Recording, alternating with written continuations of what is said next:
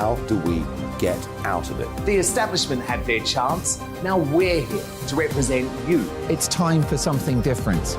It's time for GB News. I'm very patriotic. I believe in Britain. Our best days lie ahead. Britain's watching. Britain's watching. Join us here on GB News. The People's Channel. Britain's news channel. Join me, Patrick Christys, Monday to Friday, 3 till 6. We tackle the day's news agenda like you've never seen before. It's high tempo, high octane, the most controversial topics and the best guests. You will not be able to take your eyes and ears off it. I'm not afraid to ask the questions that you really want answered. 3 till 6 p.m, Monday to Friday on GB News, the People's Channel, Britain's news channel. GB News has its own late-night paper preview show, Headliners, where comedians take you through the next day's top news stories. You don't have to bother reading the newspaper, we've got it covered for you. Headliners, every night at 11 p.m, and repeated every morning at 5 a.m. We won't send you to sleep like some of the other paper review shows out there. GB News, the People's Channel, Britain's news channel. Join me, Camilla Tominey, on Sunday mornings from 9:30, taking the politicians to task and breaking out of SW1 to see how their decisions are affecting you across the UK. Bursting the Westminster bubble every Sunday morning, only on GB News, the People's Channel. Britain's watching. I'm Michael Portillo. Join me on GB News on a Sunday morning for topical discussion, debate, arts and culture, and sometimes even some ethical dilemmas. I don't always agree with you, Michael. Michael Portillo, Sundays on GB News, the People's Channel, Britain's news channel. I'm Andrew Doyle. Join me at 7 o'clock every Sunday night for Free Speech Nation, the show where I tackle the week's biggest stories in politics and current affairs with the help of my two comedian panellists and a variety of special guests. Free Speech Nation, Sunday nights from 7 on GB News, the People's Channel, Britain's news channel.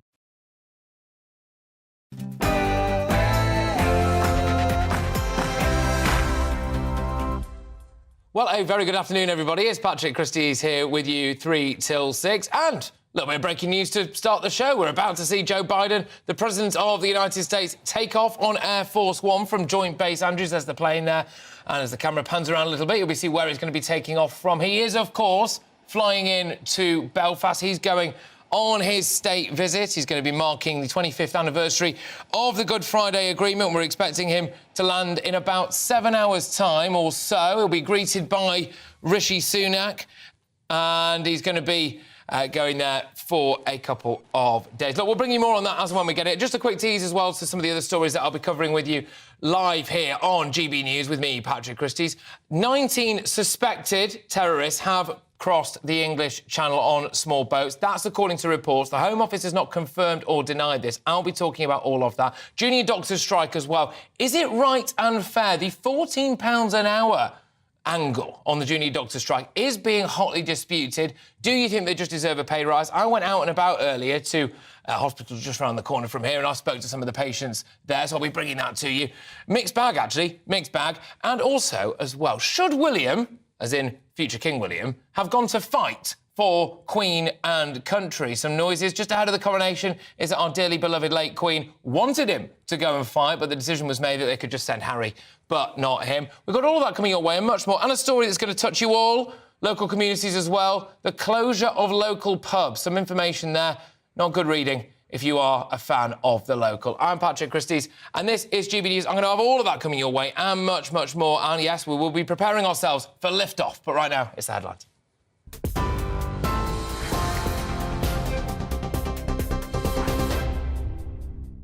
Patrick, thank you. Good afternoon from the GB Newsroom. It's 2 minutes past 3.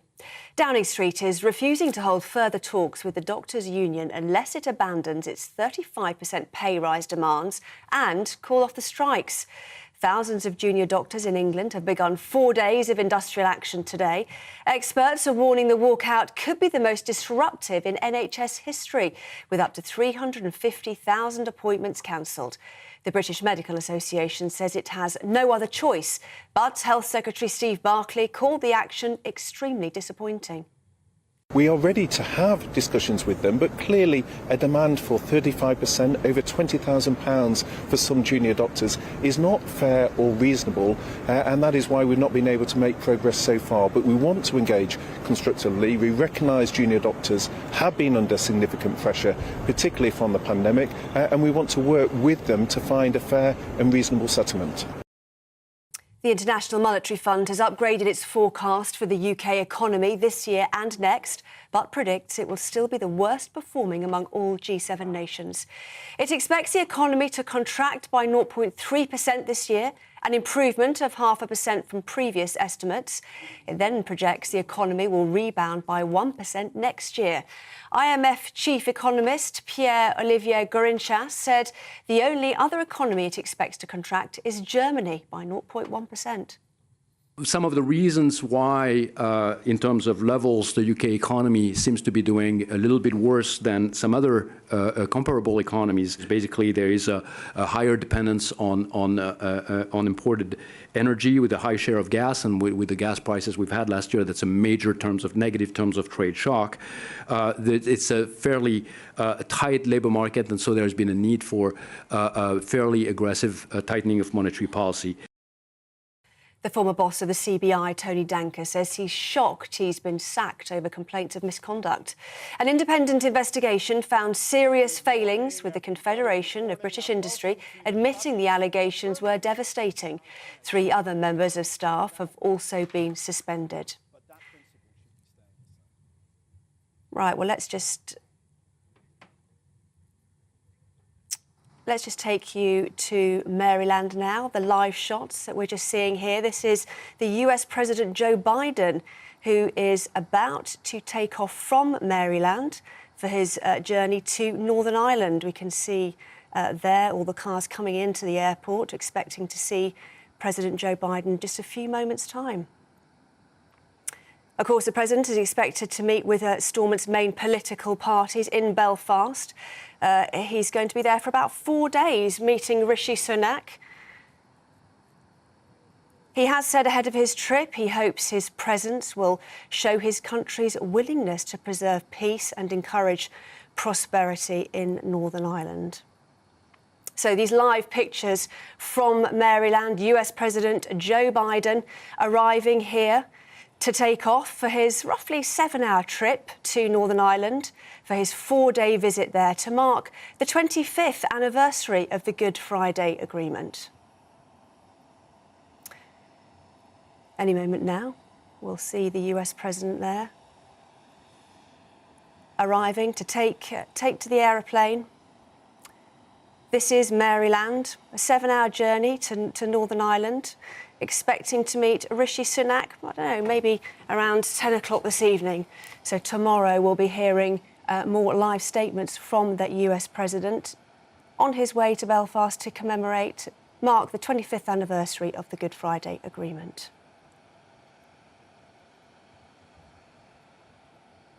He's looking forward, he says, to marking the anniversary in Belfast, underscoring the US commitment to preserving peace and encouraging prosperity in Northern Ireland.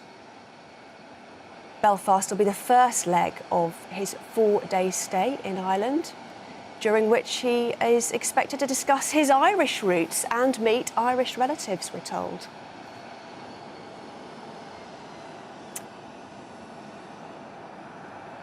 So, the US President about to board the plane, Air Force One in Maryland, headed for Belfast.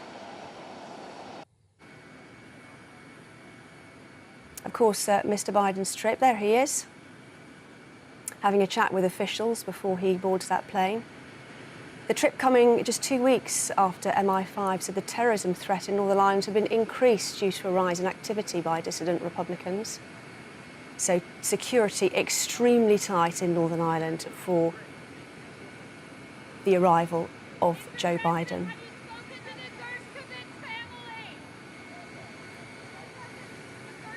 Of course, let's just hear from Darren McCaffrey, our political editor now. Darren, the US President about to board the flight to Maryland for this historic trip to mark 25 years of the Good Friday Agreement. Yeah, indeed, and it must be said it's a well-trodden path for US presidents to travel to Ireland on official visits. President Bill Clinton first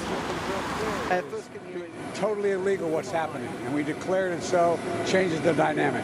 What's your top priority on this trip, sir? Make sure the Irish Accords and the Windsor Agreement stay in place. Keep the peace. That's the main thing, and it looks like we're going to keep your fingers crossed. And on Mrs. sir, that you've worked. Your family coming with you for the trip? Just two of my family members who hadn't been there before. And on the abortion pill ruling, what are your thoughts? My thoughts are it's completely out of bounds what the judge did. Thank you. Thanks, sir. Darren, keeping his fingers crossed for peace, the US president saying there. Yeah, indeed, and that's the best he can do, it must be said, on this trip, not least of all because there is an expectation here that it would be unhelpful, I think, for the US president to weigh in too heavily into politics. Clearly, there's a lot of frustration in Washington, in London and in Dublin too, that the fact that on the 25th anniversary of the Good Friday Agreement, that Stormont, the Northern Irish Assembly, the executive, is not sitting here, that there is no local government in Northern Ireland. There was a hope that President Biden, particularly after the Windsor framework, may well come to Belfast and talk and speak and address MLAs in Stormont. That is not now happening. But at the same time, I think a recognition from the White House that they cannot try and twist the DUP's arm in all of this, that might well backfire. President Biden, as I say, making that 7-hour journey across the Atlantic Ocean, a well-trodden path for US presidents. Bill Clinton was here 3 times, George W. Bush twice, President Obama has been to Ireland as well. Interestingly, of course, many of those politicians claim they've got Irish roots, not least of all President Biden. I think it's fair to say he's probably the most Irish of US presidents that we've seen really since JFK back in the 1960s. He's often talked about his Irish roots. He's talked about his keenness to come to Ireland as president. He visited many times as vice president, though it must be said the weather here in Belfast, just like the rest of the island, isn't terribly nice today. We have got strong winds and quite a lot of rain, and it could be quite a bumpy landing, I think, for Air Force One when it lands on the tarmac at around 9 p.m. local time here in the UK. And President Biden will be greeted by Rishi Sunak, by the Prime Minister off Air Force One tonight. He'll travel into the centre of Belfast to a hotel. I'm currently stood outside, and it's tomorrow that he'll make that key address at the University of Ulster after he holds talks with the Prime Minister here in Belfast and also with some of the political leaders. So as I say, it's a path Air Force One's landed many times in Ireland before. There is a big Irish American community. Politicians like to play to their Irish roots. They know that it goes down with those tens of millions of Americans who trace their heritage to Ireland. Joe Biden, no different. If anything, he, as I say, plays on those Irish roots more than anyone has done for decades. And I think there is a genuine excitement for President Biden when he travels across the Atlantic to meet some of his relatives, his long relatives. I mean, his ancestors moved to the United States quite a long time ago, but he's someone who does and has done place an awful lot of emphasis on his Irish heritage. Excitement, yes, Darren, but also security pretty tight in Northern Ireland. Of course, with that threat having been raised already, the terror threat there. Yeah, I think there's several concerns. There's always security is always tight here in Northern Ireland. I'm stood outside the hotel Joe Biden's going to stay in tonight. The roads are blocked. Police officers are stood by. There are armoured cars around the hotel as well. Not least of all, as you said, that the terrorism threat has been raised here in Northern Ireland to mean that an attack now is highly likely. In saying that, I don't think there's any expectation the attack would be on Joe Biden himself. It would be simply here to kind of raise the profile of extremists who want to take Northern Ireland down a different path. We saw a sign of that yesterday in Derry/Londonderry when there was minor scuffles with police. A couple of petrol bombs chucked at police Land Rovers during Easter Day parades. But, you know, when the US president goes anywhere, there's a hell of a lot of security. Secret Service agents have been in Northern Ireland and indeed in in the south, in the Republic of Ireland, for weeks now in preparation of this visit, because after he leaves here tomorrow, and he's only in Northern Ireland for around 24 hours, he's then going to travel down to Dublin, where Air Force One, he'll get on the plane just to go to Dublin. It's not very far away, with Marine One, those helicopters on standby. The Beast will also be there, that vehicle that travels with him everywhere he goes. But he won't just be confined to Dublin. He is expected to visit, as I say, his ancestral homes in Louth and in Mayo on the west coast of Ireland later on in the week. And that's where I think he's going to meet the Irish public, because actually for most of the occasions, or most of the meetings here in Ireland, they're pretty limited, it must be said, on a daily basis.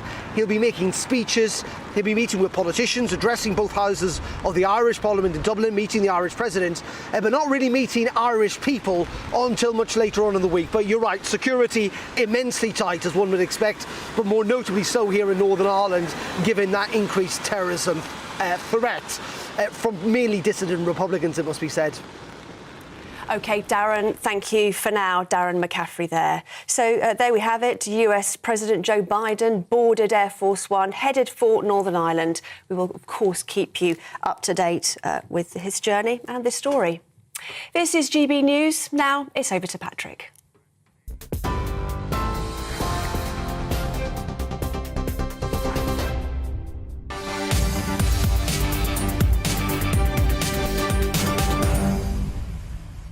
OK, yes. Well, welcome along, everybody. Nothing like a bit of breaking news right at the top of the show. We have been showing you live footage from Joint Base Andrews in Maryland, where President Joe Biden is inside Air Force One on the tarmac. What an impressive aircraft that is, I must say. The security detail all around him. He is going to take off shortly. The steps have been moved, by the way, so it does indicate that that aircraft is going to lift off very, very soon. It's going to take around 7 hours, as we understand it, for him to arrive in Belfast, where we're expecting that he will be greeted by Rishi Sunak, no doubt a few other dignitaries as well. As one can imagine, a little bit of mystery as to the exact nature of what he's going to do, but Ulster University have now confirmed that President Biden will give a key address at their new Belfast campus, but that's going to be on Wednesday, before he travels to Dublin for the next stage of his tour. Huge security detail, there will be throughout. There were skirmishes last night, if you can call it that. I believe the plane is now moving off the tarmac there, so we'll see it hit the runway in just a couple of minutes. But the police service in Northern Ireland have warned motorists and tourists and anyone who's in the area that there's going to be big delays, because they need to facilitate the preparations to keep Joe Biden and also the police forces themselves and our politicians safe. He will move from Belfast to Dublin, and he will spend at least a day in Dublin. And there we go. Joe Biden makes a lot of his Irish roots. I was doing a little bit of research there, actually, while Tamsin was informing you of what was going on. And Joe Biden apparently traces his Irish roots back to his great-great-great-grandfather, who is of the Finnegan clan, and then also as well, on another side, to a family called the Blewitts, who did come to America, according to this report anyway, in 1851. So Biden's Irish roots do go rather a long way back, it must be said, but he is, as you said to the press pack there, hoping to go to show that the Good Friday Agreement and that the Windsor Framework as well need to be adhered to. I think some might say slightly overplaying his hand when it came to his ability to help keep the peace in Northern Ireland, but there we go.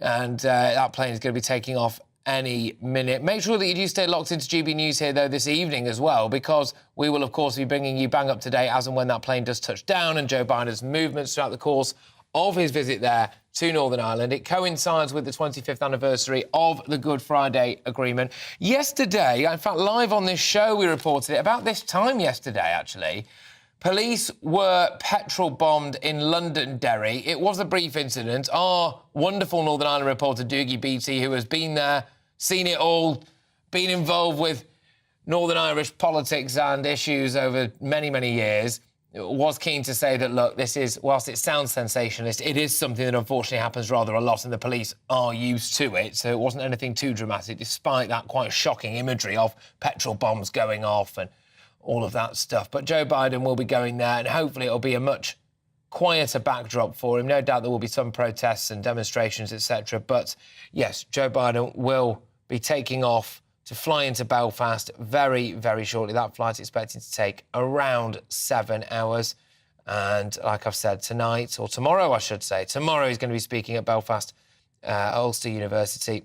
And ahead of his trip, actually, Joe Biden tweeted, or someone tweeted for him, 25 years ago, Northern Ireland's leaders chose peace. The Belfast/Good Friday Agreement ended decades of violence and brought stability. I look forward to marking the anniversary in Belfast, underscoring the US commitment to preserving peace and encouraging prosperity. Some of Biden's critics here at home have said that his allegiance or perceived allegiance to not just the Republic of Ireland but also the European Union have maybe been getting in the way somewhat of transatlantic relations. Rishi Sunak will be meeting him and will no doubt be hoping to assure him that with the new Windsor framework and with closer relations as well with the European Union, we, at the signing of the Windsor framework, saw Rishi Sunak and EU bigwig Ursula von der Leyen there doing a very lovey-dovey press conference, and no doubt will be hoping to give reassurances to American President Joe Biden that there is going to be peace there, that we are very close allies and friends, both with our European neighbours and also as well our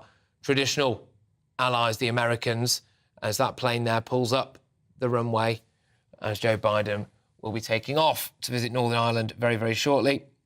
He will arrive, like I've said, the day after some petrol bombs were thrown at a police vehicle in Londonderry. He did also speak about violence. He says, as for security concerns, we know we don't ever talk about security requirements for protecting the president, but the president is more than comfortable making this trip, and he's very excited about it. That is the White House spokesman, John Kirby, who released that statement.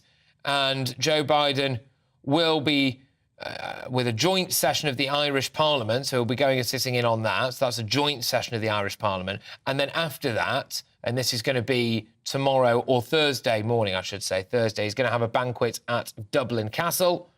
And, of course, like I've said, the attendance at the events marks the anniversary of the Good Friday Agreement, reflecting on America's influence, trying to help underpin the peace situation in Northern Ireland. That plane they're taking off shortly anyway from Joint Base Andrews in Maryland. And there we go. So, yes, we'll be bringing that to you throughout the course of not just this evening when Joe Biden touches down, but also as well in the days to come as Joe Biden makes that historic trip. But closer to home now to an alarming story. It is reported that 19 suspected terrorists are in this country, and by that I mean England, the United Kingdom, after travelling across the Channel in small boats. This ties into a fear that plenty of people have been banging on about since the very first boat came across the Channel. What about security concerns? Do we know who all these people are? What if some people on board these boats are indeed actual terrorists? And the Daily Mail says that they're all in taxpayer-funded hotels now, these 19 suspected terrorists, and have applied for asylum, meaning they can't be deported. And the report adds that 5 of the men have links to Islamic State. I've got a Home Office statement. We asked them for a statement earlier on. And the Home Office spokesperson said this. Let me know what you make of this. Our highest priority is protecting the safety and security of this country, which is why the UK has world-class police, security and intelligence agencies and a robust counter-terrorism framework. So, hang on a minute. We're yet to see a denial that these people are here or a confirmation.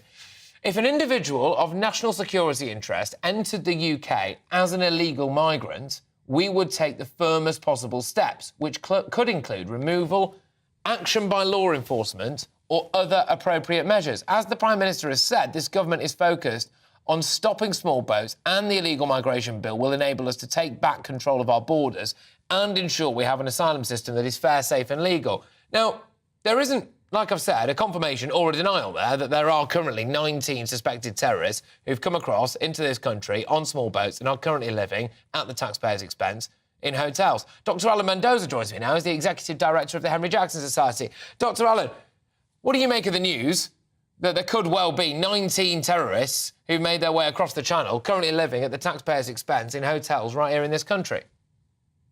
Well, Patrick, it's horrific, isn't it, for any number of reasons. I mean, you start off with the obvious principle that we just don't know who is coming into the country. There has been one of the criticisms all the way along of the whole small boats issue. We can't tell who people are until they arrive. They frequently don't have documentation. And from what I understand, a number of these people have only been picked up because we've been able to cross-reference their fingerprints against data held that we've discovered from other countries. So it's quite clear that you've got a problem with people coming in. And of course, you've got a secondary problem, haven't you? Which is, let's assume they're living here on the taxpayers' largesse in hotels, in other places. They've got the opportunity, firstly, to potentially abscond from there. Secondly, they could, of course, be radicalizing people around them. Given the length of time this whole process is taking at the moment in terms of processing, we surely have a problem of potential radicalization within the places refugees are being held, migrants are being held, and we just don't have a clear enough picture of what's happening there at the moment. I can't help but wonder, Dr. Allen, whether or not we are witnessing now the clearest example of the deep-seated flaws of what is going on in the Channel, whereby we don't know who these people are or where they come from, which is a gift for terrorists who can come across, who are then staying at the taxpayers' expense, who then game the system by trying to claim asylum, which means that we can't deport them, and goodness only knows what happens after that. I mean, if anyone needed proof that something needs to be done and done incredibly quickly on the grounds of national security, surely this is it.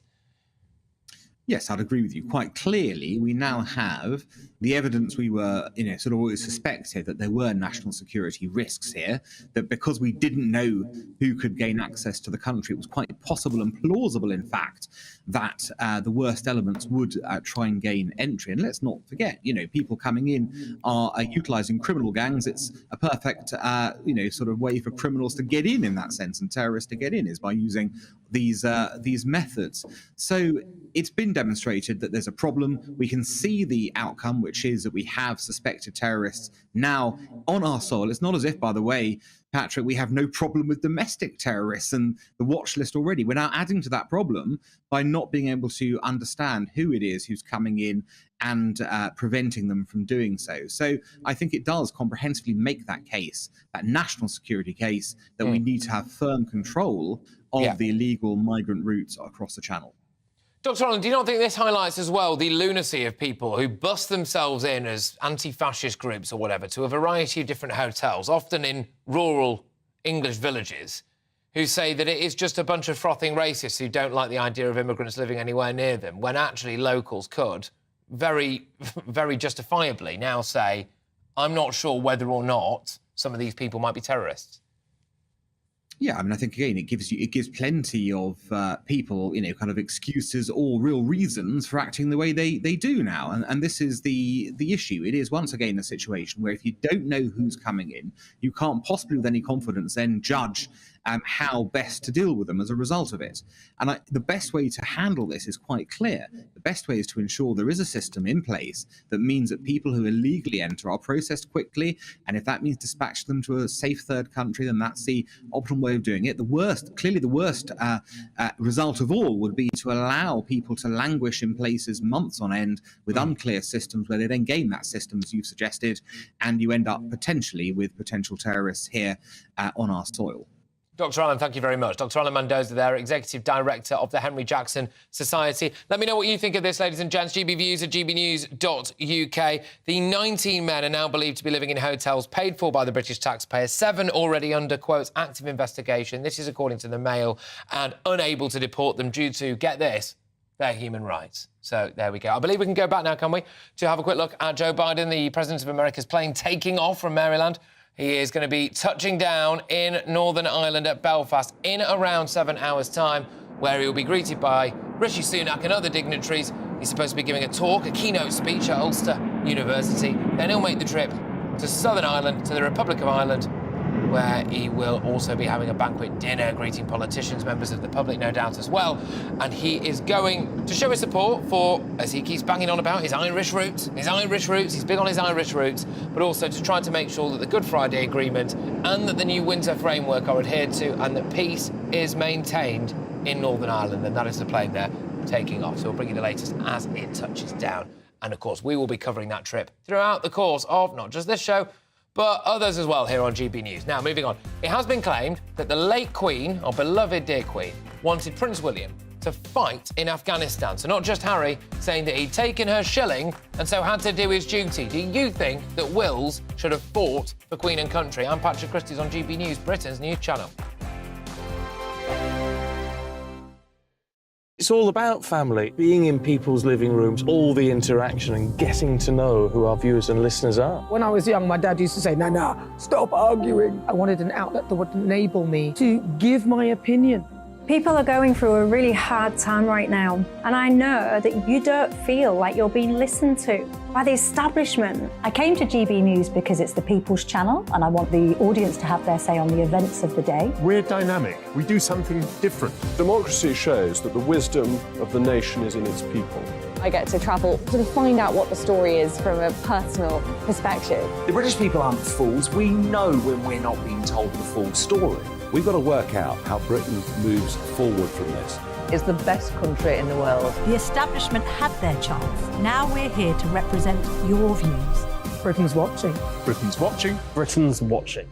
We're proud to be GB News, The People's Channel. Britain's news channel. Hello, I'm Michelle Dewberry, and you can join me every weekday 6 till 7 on Jubes & Co. You're an inspiration to us all. Click that bit up. Well, you are. That's my ringtone. My political ambitions are, those days are gone, I can tell you. She's only teasing. Go on. He's probably going to want to lay down now. I'll give him 2 minutes to have one. Let's respectfully disagree. That's what we like on Jubes & Co. Come and join us. GB News, The People's Channel. Michelle Dewberry, weekday evenings at 6 o'clock. Start the day with GB News. We catch up on all the big stories you didn't hear the night before. And take a look at what the world's talking about this morning. That's right, Monday to Thursdays from 6 o'clock. It's Breakfast with Eamon and Isabel. Straight after breakfast, join us, Bev Turner and Andrew Pearce. We're going to take you through till noon. We'll be tackling the big topics of the day, including the things that the other channels just won't talk about. If it's happening here. Wake up to mornings on GB News, The People's Channel. Britain's news channel. I'm Simon Evans. Join me on GB News for Headliners at 11 p.m. What's the scoop? I'll be joined by 2 of the country's top comedians. That's right. As we take a look at tomorrow's newspapers tonight. We're going to get into trouble. If it's a big story, we'll be covering it. Spill some tea on him. There we go. But we'll also have some fun. I wouldn't stick up a bank. My father didn't love me. So anyway. Headliners every night from 11 on GB News, the People's Channel, Britain's news channel. We've got a brand new lineup every Saturday night on GB News. From 6 p.m, I'll give you my unique take on the world today. Then at 7, it's me, Calvin Robinson, with my Common Sense Crusade. New to GB News is the Saturday 5. 5 times the opinion. Join us every Saturday from 8 p.m. as we debate the week's stories. With us 4, plus a special guest. And at 9, of course, it's Mark Dolan Tonight. Brand new Saturday nights on GB News, Britain's news channel.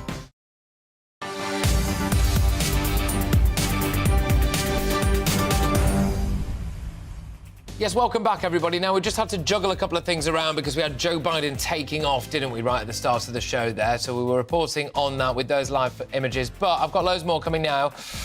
Just before 4 p.m, a former army chief says the late Queen wanted both William and Harry to go and fight in Afghanistan. What do you make of that? And as more than 50 pubs a month close across the UK, I will speak to a landlord who's very worried about the future of his business. Are you concerned that we're going to lose your local pub? It is claimed that the late Queen, of course, was desperate as well to go and see William fight in Afghanistan. That's going to be the talking point for you when we come back. GBviews at gbnews.uk. Do you think that William should have fought in Afghanistan, or are you not that bothered? GBviews at gbnews.uk. But right now, it's your headlines.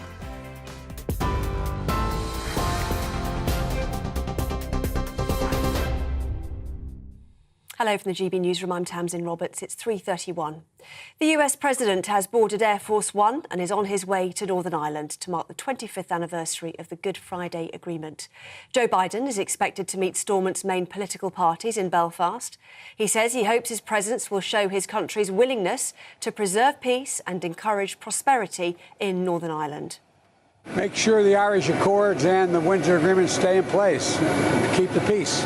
That's the main thing. And it looks like we're going to keep your fingers crossed. Is your family coming with you, sir? Your family coming with you for the trip? Just 2 of my family members who hadn't been there before. Downing Street is demanding the British Medical Association abandon their demands for a 35% pay rise and call off the strikes. Thousands of junior doctors in England have begun 4 days of industrial action today. Experts warn the walkout could be the most disruptive in NHS history, with up to 350,000 appointments cancelled. Junior doctors say they have no other choice, but Health Secretary Steve Barclay called the action extremely disappointing. The International Monetary Fund has upgraded its forecast for the UK economy this year and next, but predicts it will still be the worst performing among all G7 nations. It expects the economy to contract by 0.3% this year, an improvement of 0.5% from previous estimates. It then projects the economy will rebound by 1% next year. It said the only other economy it expects to contract is Germany by 0.1%. TV, online radio and on TuneIn. This is GB News.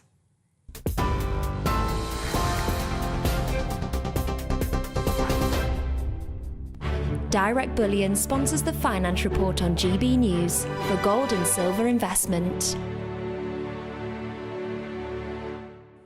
Here's a quick snapshot of today's markets. The pound will buy you $1.2435 and €1.1382.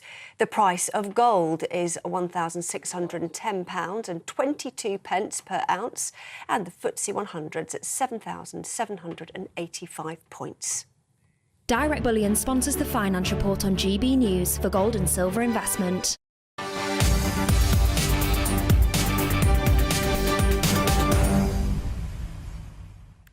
Yes, OK. Welcome back, everybody. Now, to the junior doctors' strike, which the NHS says will cause weeks of disruption. Junior doctors walked out this morning as the start of a 4-day strike. And Professor Sir Stephen Powers is the National Medical Director for the NHS in England. And he says these will probably be the, quote, most disruptive strikes in NHS history. I'm going to give you some facts and figures. We were seeing things on placards there, weren't we? £14 an hour. We've had our pay cut in real terms by 26%. Look, I've got some facts and figures which you might find interesting, I think, about how much junior doctor actually earns, what their pension is, what the pay scale is, and actually whether or not they really do earn £14 an hour. Spoiler alert, that's not quite true. But before that, we're going to go to GB News' national reporter, Paul Hawkins, who joins us from Trafalgar Square right now, where a demonstration is taking place. Paul, what's going on around you?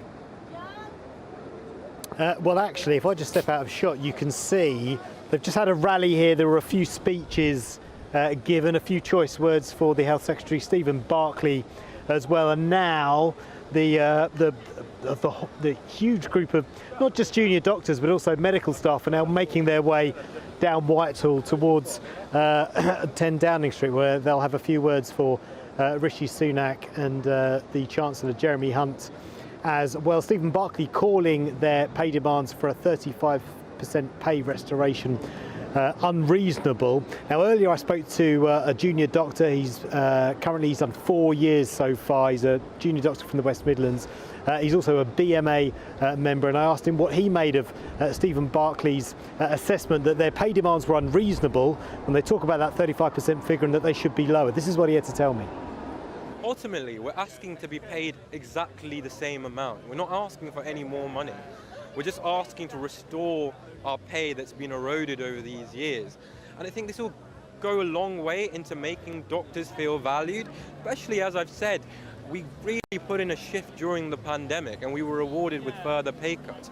Things are only getting worse as time goes by. We had 500 avoidable deaths a week. That's a jumbo jet of patients. I mean, patients in this country deserve better, and doctors in this country deserve better.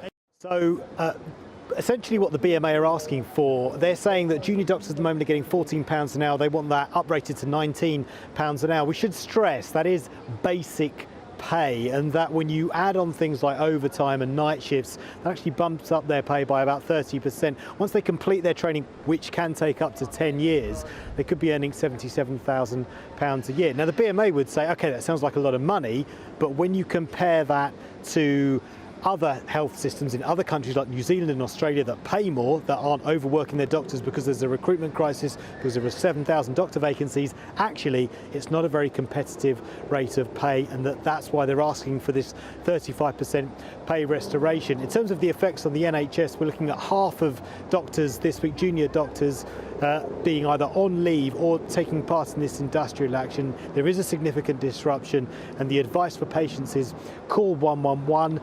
Think twice before calling 999 or turning up at your local A&E, and expect some significant disruption if you're expecting to have some sort of operation or procedure. Paul, thank you very much. As ever, Paul Hawkins there, our national reporter in Trafalgar Square at a demonstration. Like I've said, they are saying that it's £14 an hour is the figure that they are up in arms about. But apparently, in practice, very few junior doctors, if any at all, are actually paid the £14.09p for each hour of work that they are required to do.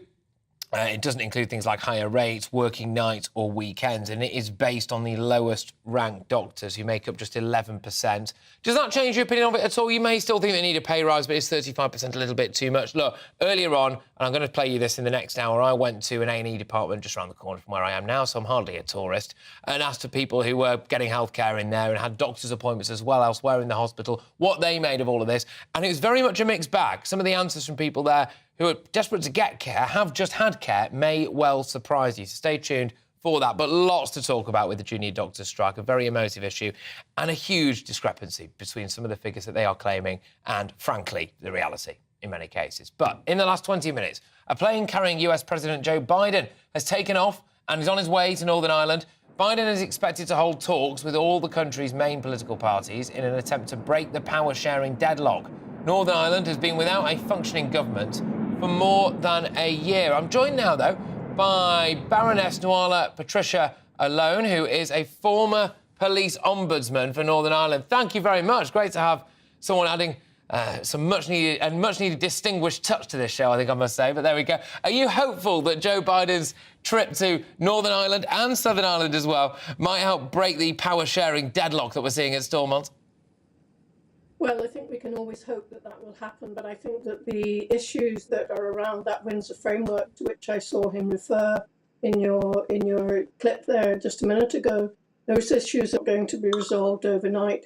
I think it's very important he's coming, and I'm very pleased he's coming because America was such an important player when we moved to the Good Friday Agreement in 1998. So I welcome him. I'm glad he's coming. I hope he can do something to get our assembly up and running again. We'll see. Yeah, absolutely. And how important do you think his visit will be to the people of the island of Ireland? Clearly, those in the Republic feel as though they're getting a lot of love from the President of the United States, who talks very openly about his deep-seated Irish roots, dating back a very long time, it must be said. Do you think that that visit will actually do a lot of good for even just morale as well as politically? I think it's good when the President of the United States comes to visit what is really a tiny little country like Ireland. Ireland has fought its way through COVID.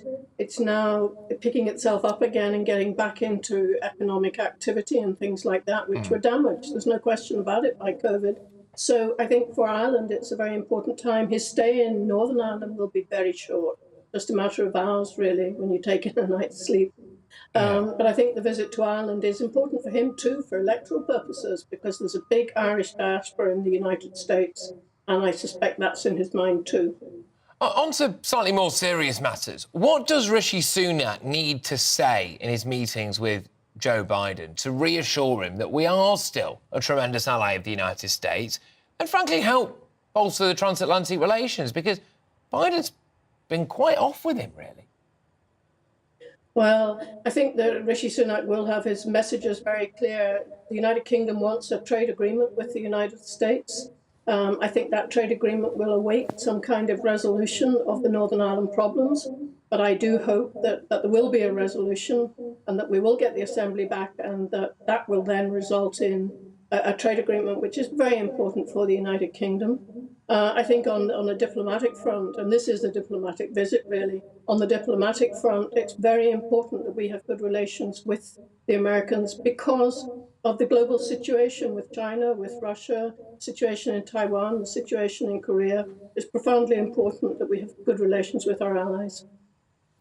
How important is it, do you think, as well, that there isn't some unrest? We, unfortunately, in fact, live on this show yesterday, I was reporting on petrol bombs being thrown at police officers. I was reliably informed remarkable. In fact, so people will be able to see it on the screens now, actually. I'll just talk you through it. It's pretty straightforward. It's petrol bombs being thrown at a police van in Londonderry. That van actually catching fire at the side as it did move away. As we understand it, no one was injured. But, of course, that is pretty harrowing stuff for anyone to see. Our Northern Ireland reporter, Doogie Beattie, rather bleakly but reliably informed me that this isn't something to get too shocked about. It does tend to rear its head around this time of the year every single year, which I was quite saddened to hear. But how important is it, do you think, that Joe Biden doesn't see anything like this on his trip?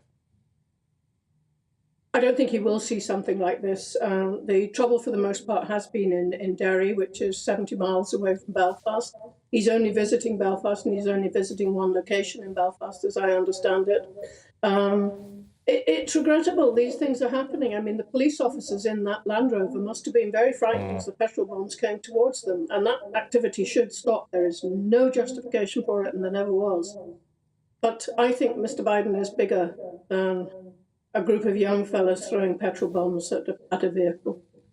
Oh, there we go. Look, lovely to talk to you, and thank you very, very much for making the time for us here on GB News. All the best. Baroness Nuala Patricia Alone there, who is a former police ombudsman for Northern Ireland.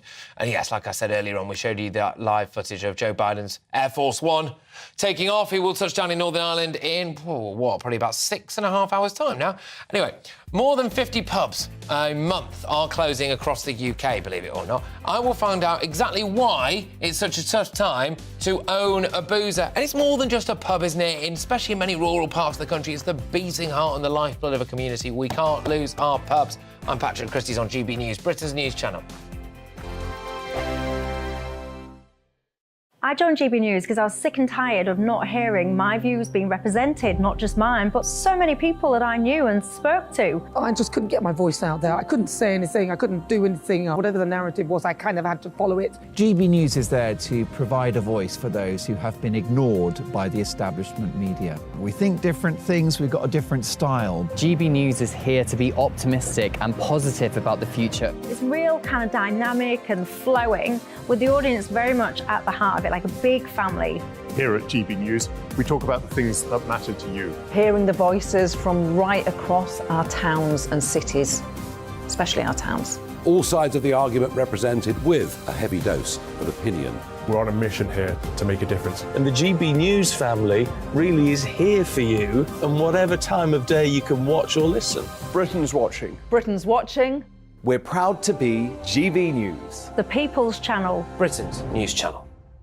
Westminster is going around in ever-decreasing circles, followed by the media. Britain is broken. How on earth did we get into this mess? But more importantly, how do we get out of it? Join me at 7 p.m, Mondays to Thursdays on Farage. Here on GB News, we will have open, rational debate. We've got to work out how Britain moves forward from this. Join us here on GB News, the People's Channel. Britain is watching. You've probably seen politicians interviewed 1,000 times, but we do it differently. We find out who they really are, we don't shout, we chat, and hopefully we bring a bit of light, not just heat. Did you know Kate Moss? Apparently. Do you have a pair of jeans or a pair of jeans? No, of course I don't. What would I do with them? My friends are like, oh my God, what's she doing now? Join me every Sunday at 6 for Gloria Meets, only on GB News, the People's Channel, Britain's news channel. I'm Jacob Rees-Mogg, the Member of Parliament for North East Somerset and a former government minister. For years, I've walked the corridors of power in both Westminster and the City of London. I campaigned in the largest democratic vote in our island's story. I know this country has so much to be proud of. We need to have the arguments, the discussions on how we make it better. The wisdom of the nation is in its people. Vox Populi, Vox Dei. That's why I'm joining the People's Channel. Join me Monday to Thursday at 8 p.m. on GB News, Britain's news channel. I'm Mark White. As GB News Home and Security Editor, I cover those key issues that are so important to you. Our authorities, our communities doing all they can to combat violent crime. With the public services under unbearable strain, why are we still failing to control our borders? Defence, the first priority of any government, has been continually hollowed out. Can we trust our politicians to protect the armed forces? Join me, Mark White, on GB News.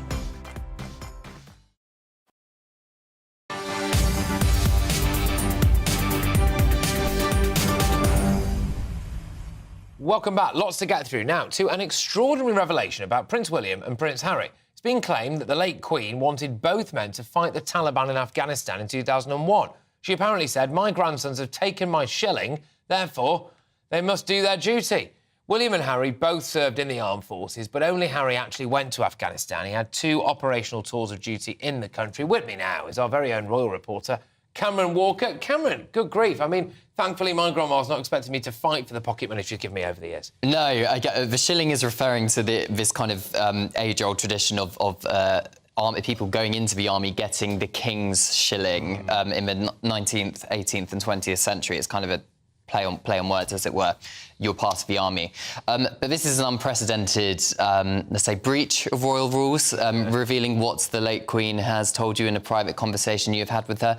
Sir Mike Jackson made the comments during an ITV documentary, which is airing later this month. But it plays into this narrative, doesn't it, that Prince Harry feels like he was always in the shadow of his older brother. It was well known that Prince William could not go to Afghanistan, the front line, to fight, because clearly he is heir to the throne and it would have been too risky, and the decision was taken that Prince Harry could do that, and that is what he talks about at length just make in it his sound book. like a spare, doesn't it? Yeah, it certainly does, and he talks about in his memoir Spare killing 25 Taliban personnel, referring to them as chess pieces. But Sir Mike Jackson says that the Queen told him that my grandsons have taken my shilling, as you said, Patrick, therefore they must do their duty. And I think duty is the ultimate word here, because the Queen was just the personification of duty, wasn't she? And I think that perhaps reflects on her grandson's willingness to fight and be part of the armed forces. Yeah, absolutely. Look, Cameron, thank you very, very much. Cameron Walker, that our royal reporter. Look, I'm going to be talking in the next hour to someone who was in our armed forces, who actually served as well with Prince Harry in Afghanistan, to get his take on whether or not actually it would have been more of a nuisance for them than anything else if William was there, because it puts a massive target on all of their backs. Cameron, thank you very much. Now, though, to worrying news about the future of Britain's boozers. More than 150 pubs in England and Wales closed for good in the first 3 months of 2023. Our economics and business editor, Liam Halligan, is in the studio with On the Money.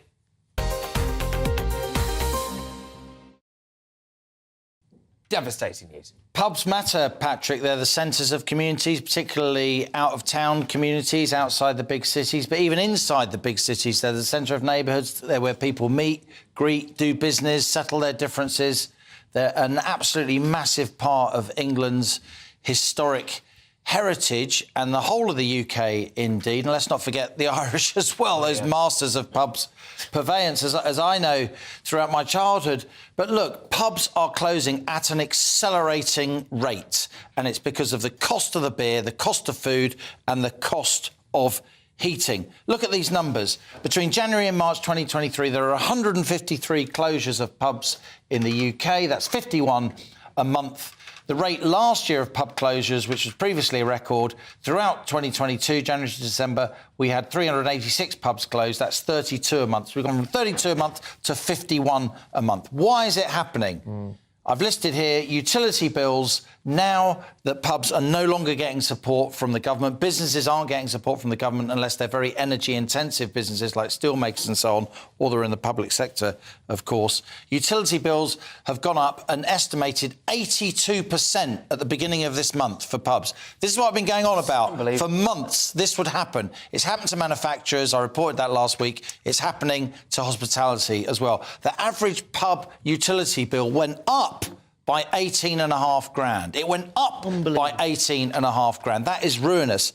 On top of that, of course, beer prices have gone up a lot, between 10 and 13% from the breweries to the pubs. They can't pass all that cost on because the punters would go, they just wouldn't buy the beer. Of course, yeah. And premises also, the pubcos that own lots of our pubs, to which the landlords are tied, they are selling their sites for redevelopment. Look, I'm an unbiased reporter, right? But I'm really upset about this. I think I grew up in pubs. They're a big part of my culture, my family's culture. I've seen some amazing pubs across the UK, and the fact that so many pubs are closing at an accelerating rate, this is a national crisis. So many people are employed by pubs, so many people work and do business in pubs. They're the centre, the heart and soul of communities. Yeah, especially in rural areas as well. Like, I know any pub is precious as far as I'm concerned, but pubs in rural areas, I used to live in the Lake District, I mean, there would be places where there'd be one pub, you know, a collection of houses, etc., and then nothing really for miles around. That's right. If that pub goes, well, that's the social scene gone. And in many cases, I don't think they'll be able to do this now, but this is going back a good few years, where the locals sometimes bought their own pub in order for them to be able to prop it up, because it couldn't survive then. So goodness knows what it's going to be like now. Well, that's happened in my hometown. We're going to be reporting on it soon. A pub in my hometown was sold by be sold by the brewery, by the Pubco for development, and the locals bought it. Then the lockdown happened, and they clung on. It's now a thriving business, and it's not just a business that generates tax and brings people pleasure. Pubs are often they look after people in the community who often don't have families of their own, but they're older people who've just moved to an area. So I think it's a really sad thing. And I think the government should be thinking very, very hard about extending support with energy bills, not just to manufacturers, as I've said, but also to the whole hospitality industry. Absolutely. I'm just going to bring in now Simon Delaney, OK, who's the landlord of the Fairbank pub in Manchester. Simon, thank you very, very much. You will have heard everything that Liam had to say there about these devastating stats, really. I just want to ask how business is for you, where you're at with it all. Well, business is sort of like kind of levelled out. We're obviously in the middle of an economic crisis, cost of living crisis, and people are spending less money in pubs because they don't have as much disposable income. So that in itself is a big problem. If that was on its own, we would just work harder to 10 people in. But unfortunately, as Liam said, my utilities in this pub has increased by over £50,000 a year. £50,000 a year increase. And that's not sustainable. And, you know, the government were offering some kind of help. I've never received any help. For some reason, I fell out of the remit of receiving any kind of benefit or any kind of help towards that. And we just can't, it's not affordable. And the worrying thing is that great pubs are closing. So this isn't just pubs that are run down and have got no life to them and don't serve any purpose. Just alone in Manchester, I can think of over 10 pubs that have gone. Operators who have been in the industry for 30 and 40 years just have had to call it a day. And that's not because they want to, it's just not affordable. And you have to make that decision. We're sitting here now with the lights on, the heating on and everything. And we have to do that because we can't go down that route of just being a place that's in the dark and everything. And the worry is, it is the community, the people who use the pub. We have elderly, we have young people, and it is a hub for our community here in Wythenshawe. And without it, I just don't know what the community would do. And then you've got the people who work for us. We have over 20 staff who rely on this job. So it's an horrible time. And the government have helped. You know, we've got relief on business rates, which is great, but we've still got these utility companies who are making billions, not millions, billions of pounds worth of profit. And, you know, we've got British Gas, EDF, who is a French company. I'm sure we can say to them, listen, you want to operate in this country, you need to be helping the businesses. The government needs to be doing more. And we've been crying for this. You know, we've had Andy Burnham, Sacha Law from the north who have been asking for help for months and months and months.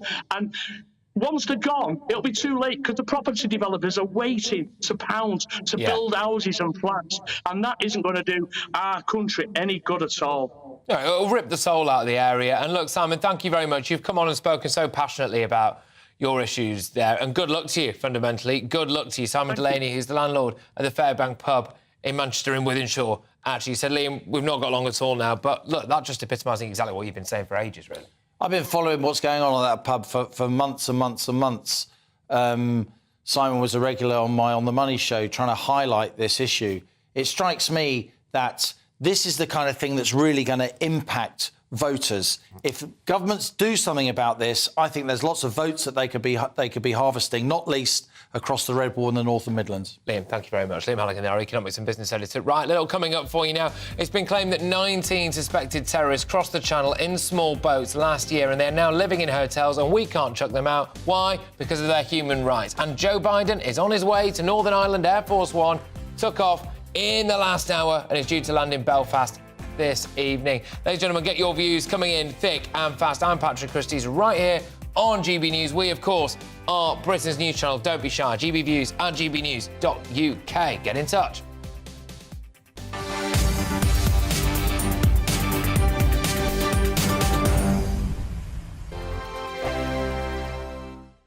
Monday to Thursday nights on GB News. At 6, it's Dubes & Co. 7 o'clock, Farage. At 8, join Jacob Rees-Mogg. And at 9, Dan Wootton Tonight, followed by Headliners. On TV, radio and online. This is GB News.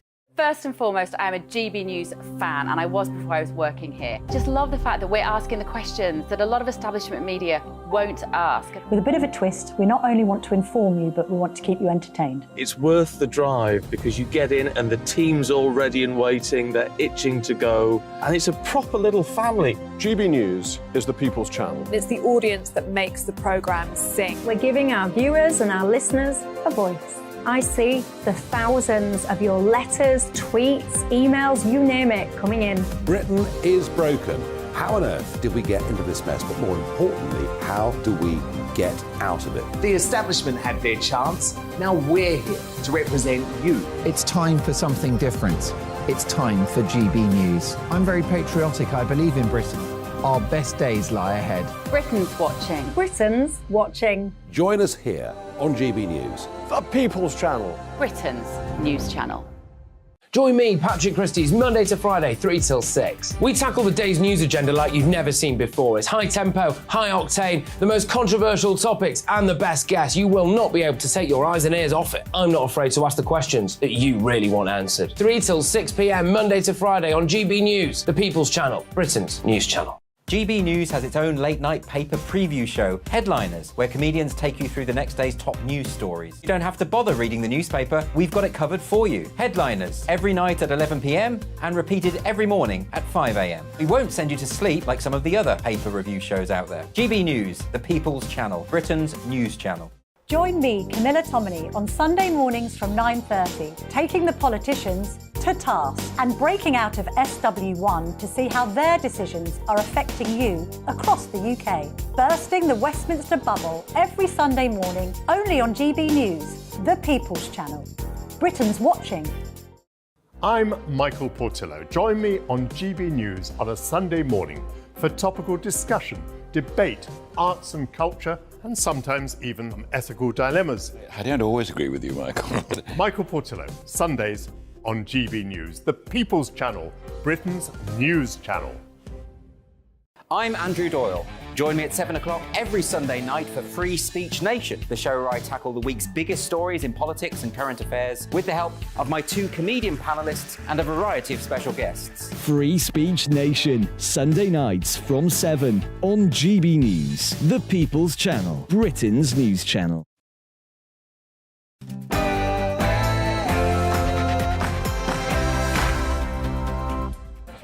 Very good afternoon, everybody. It's Patrick Christys here on GB News. I'm with you all the way through until 6 p.m. Here's what I've got this hour. So 19 suspected terrorists have reportedly made their way across the channel in small boats. They're now living at the taxpayers' expense in hotels, and we can't boot them out. Why? Because of their human rights. Who'd have thunk it, eh? So we'll be talking about all of that. Strong views, no doubt there. Also, I've been out and about asking about the junior doctors' strike and what you make of the fact that they are now striking for 4 days. I caught up with one lady who's had a hard time of it.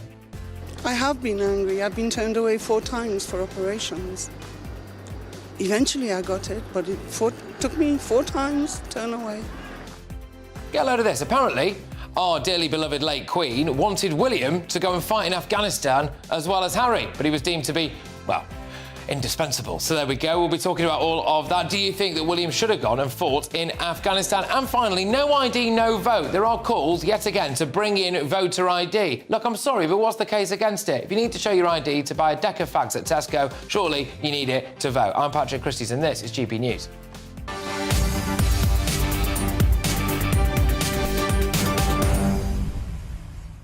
Yeah, loads to talk about today. I imagine that you're going to be absolutely fizzing about what we've heard about 19 potential terrorists reportedly coming across the channel, staying at your expense in hotels, unable to deport them because of their human rights. GBViews at gbnews.uk. I'll be getting stuck right into that very shortly after your headlines.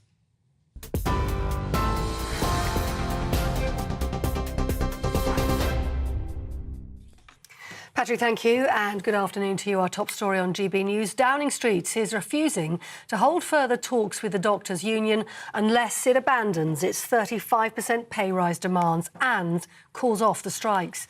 Thousands of junior doctors in England have begun 4 days of industrial action today. Experts are warning the walkout could be the most disruptive in the NHS's history, with up to 350,000 appointments being cancelled. The British Medical Association says it has no other choice, but the Health Secretary, Steve Barclay, called the action extremely disappointing.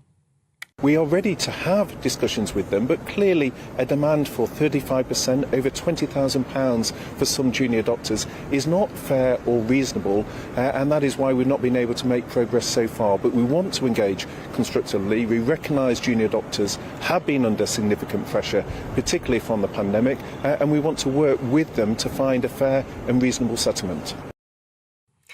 Well, as you've been seeing on GB News, the US President Joe Biden has boarded Air Force One and is now on his way to Northern Ireland.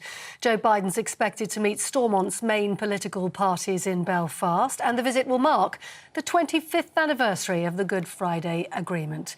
Joe Biden says he hopes his presence will show his country's willingness to preserve peace and encourage prosperity in Northern Ireland. Make sure the Irish Accords and the Windsor Agreement stay in place. Keep the peace. That's the main thing. And it looks like we're going to keep your fingers crossed. Is your family coming with you for the trip? Just two of my family members hadn't been there before.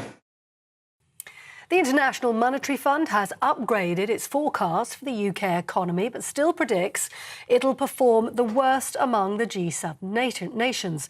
It expects the economy will shrink by 0.3% this year. That's an improvement of 0.5 percentage point from previous estimates. It then projects it'll recover by 1% next year. The IMF chief economist says the only other economy it expects to contract is Germany, and that'll be by 0.1%.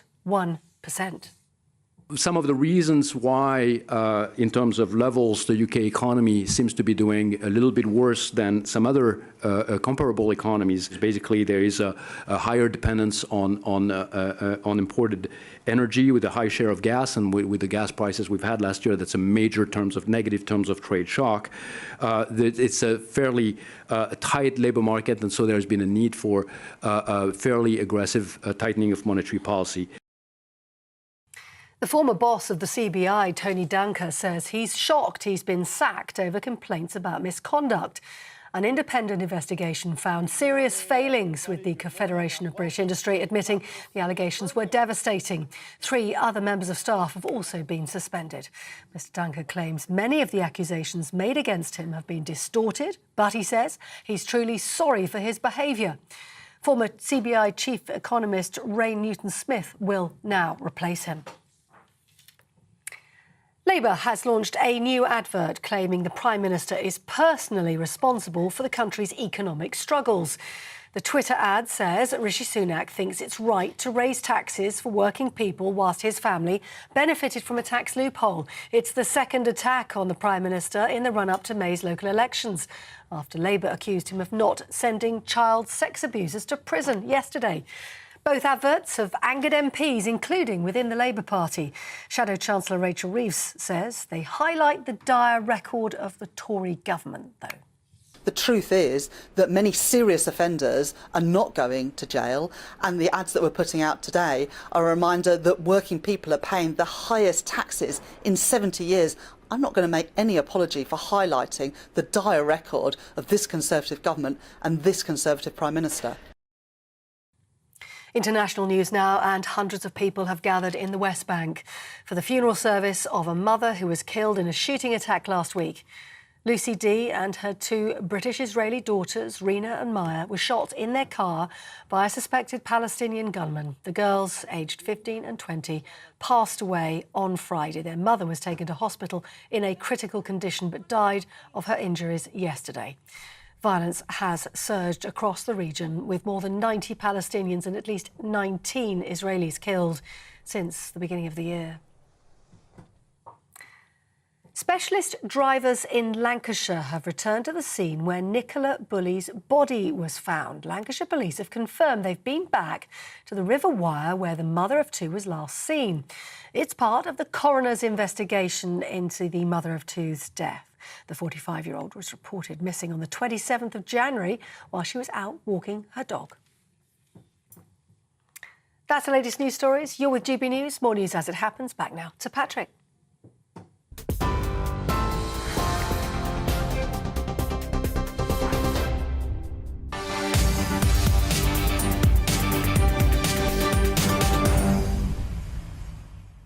Yes, loads on. Let's get cracking, shall we? We'll start with a very alarming story, although not that surprising, is it, unfortunately? It's been reported that 19 suspected terrorists are in this country after travelling across the Channel in small boats. The Daily Mail says that they are all in taxpayer-funded hotels and have applied for asylum, meaning they can't now be deported. The report adds that 5 of the men have links to Islamic State. A Home Office spokesperson said this, and just listen to this very closely, OK? Our highest priority is protecting the safety and security of this country, which is why the UK has world-class police, security and intelligence agencies and a robust counter-terrorism network. If an individual of national security interest entered the UK as an illegal migrant, we would take the firmest possible steps, which could include removal, action by law enforcement or other appropriate measures. As the Prime Minister has said, this government is focused on stopping small boats, and the illegal migration bill will enable us to take back control of our borders and ensure we have an asylum system that is fair, safe and legal. So, they have not confirmed or denied this, and I think a lot of people will be, frankly, deeply, deeply worried that supposedly 19 terrorists with links to Islamic State are currently living at the taxpayer's expense in hotels. We are unable to deport them because, yes, you guessed it, of their human rights. The report goes on to say that of the 19, 7 of them are apparently under close observation and active investigation in other countries when they arrived here. Well, they can't be under that close observation, can they, because they've made it across the Channel. Joining me now is Alp Mehmet, who's the chairman of Migration Watch UK. Alp, thank you very much. This is the absolute nightmare scenario that people like you and I have been talking about for a very, very long time. Our current system leaves itself wide open for terrorists to hurtle head through it. Yeah, shocking, absurd, really, when you think about it. I not so long ago, Patrick, you had me on discussing Shamima Begum. And there we were saying no, because of the threat she poses, links with ISIS and everything. We were saying she shouldn't be allowed back. And here we are now, not only letting in people and putting them up and making them comfortable, but in addition to that, giving them £45 a week pocket money so they can roam about freely to spend it how they wish. It just, you couldn't make it up. I'm really shocked. But also, a lot of people, initially there was pushback. They were saying, well, every single person who's coming here across the Channel is fleeing war. All of these people are fleeing war. Then it emerged that loads of them were Albanian or from other countries and they weren't fleeing war at all. And then they go, well, what about all of the ones that come from war-torn countries? 5 of the known terror suspects who arrived last year are Iraqi, 5 are Iranian, 4 are Afghani, 4 are from Somalia, and 1 is from Libya. So even when people are coming from countries that are known to have desperately bad human rights conditions, war, terror groups, etc., this doesn't mean that those people are fleeing war. According to this report, it means that some of them might be responsible for it. Well, they're not fleeing war if they're coming from France, that's for sure. Although I know there's been a few demonstrations, but that hardly constitutes a war. The fact is that these people are known terrorists. That's the most important thing to bear in mind. So why aren't they locked up?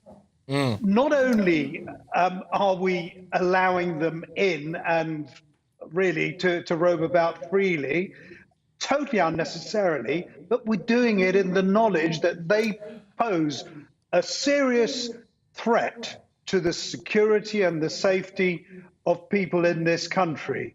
That, I'm afraid I do not understand why we can't keep them under lock and key.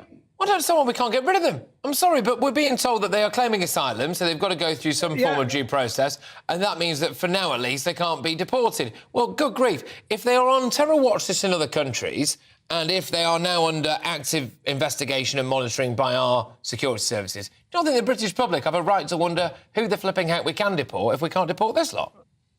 Well, we clearly can't deport this lot because of our commitments to various international agreements and treaties. But that is an absolute nonsense.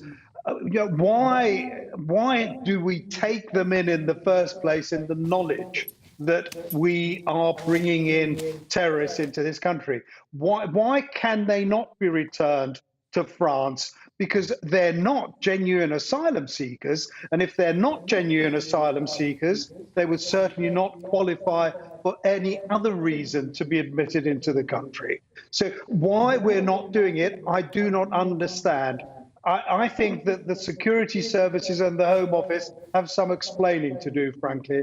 Well, they do indeed. And the potential for them to radicalise other people staying in the hotels alongside them, the potential for them to abscond, and the wider threat to the British public is absolutely vast. And I just think it's a complete and utter shocker. Look, Alp, thank you very much. Alp Mehmet there is the chairman of Migration Watch. If you're just joining us, it is that story.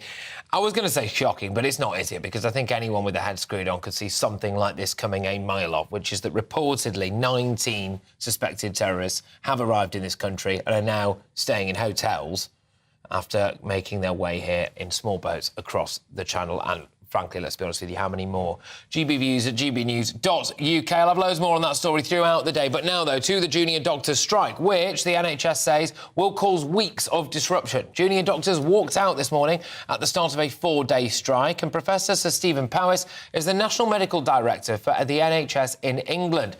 He says that these will probably be the most disruptive strikes in NHS history. I'm going back now to Trafalgar Square with our national reporter, Paul Hawkins, who's been in amongst it. A demonstration, strongly worded demonstration there. Paul, have they moved on slightly now? What's going on where you are? Yeah, they've moved away. They have moved along the road to Downing Street. They were here for about an hour.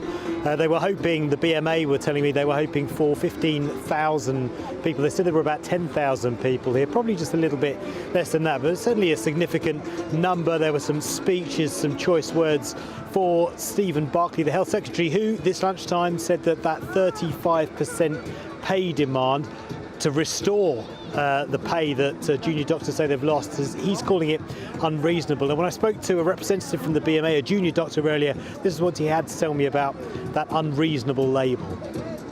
Ultimately, we're asking to be paid exactly the same amount. We're not asking for any more money. We're just asking to restore our pay that's been eroded over these years.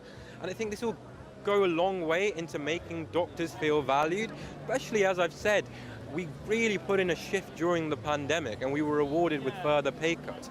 Things are only getting worse as time goes by. We had 500 avoidable deaths a week. That's a jumbo jet of patients. I mean, patients in this country deserve better, and doctors in this country deserve better. So the BMA are essentially saying today that junior doctors get paid around £14 an hour. They want that uprated to £19 an hour. That's basic pay. They can earn, by the time they've completed their training, which would take up to 10 years, £77,000. If you include things like overtime payments, also night shift payments, that kind of thing, then actually it uplifts their basic pay by around about 30%. But the BMA are saying, look, there's 7,000 doctor vacancies at the moment. Problem is, OK, £77,000 a year, it's decent money, but if you can earn more than that and you're not working in a healthcare system that is overstretched, where there is a recruitment crisis and you're being asked to do more, then you're going to go and work elsewhere. And so they're saying they need to be paid more to retain staff, to recruit more staff, and to essentially ensure that they can give the healthcare that they want to give to their patients. Speaking of which, the advice for patients this week with that significant disruption is to dial 111, to think carefully before dialing 999, and to think carefully as well before going to A&E. And if you're expecting to have an operation or a procedure, to double check with your healthcare provider before attending. Paul, thank you very much. Paul Hawkins there, our national reporter from Trafalgar Square. Now, look, ladies and gentlemen, I want to know what you think about all of this, because it does divide opinion massively. Anything with our NHS divides opinion. And I'm just going to say a couple of bits and bobs now and see what you think of all of this. So they are banging on about the idea that they earn £14.09 an hour. According to Full Fact, the average junior doctor makes much more than this. Depending whether you include extra earnings and time off for holidays, it's between £20 and £30 an hour. When they say that their average real terms pay has been cut, they are using the retail price index to show their cost of living relative to their wages, etc. If they used the consumer price index, then actually it only fell by 16% as opposed to the 25 to 28% that they are talking about. OK, some people will say that's still a lot of money. One thing that I get quite worked up around, though, is that the average salary for somebody in the UK is £30,000. Junior doctors start on £30,000. They can work their way up to around £58,000 after just 4 years. But get a load of this. If they train here and study here in this country, they do it at the taxpayer's expense. So they get the student loan. They can then work in our NHS for a year, say, and go and leave to work in Australia for sometimes as much as 3 times the salary they would get here. 3 times in a system that is a multi-provision system. So a mixture of free at the point of use and much more emphasis on the private elements of it.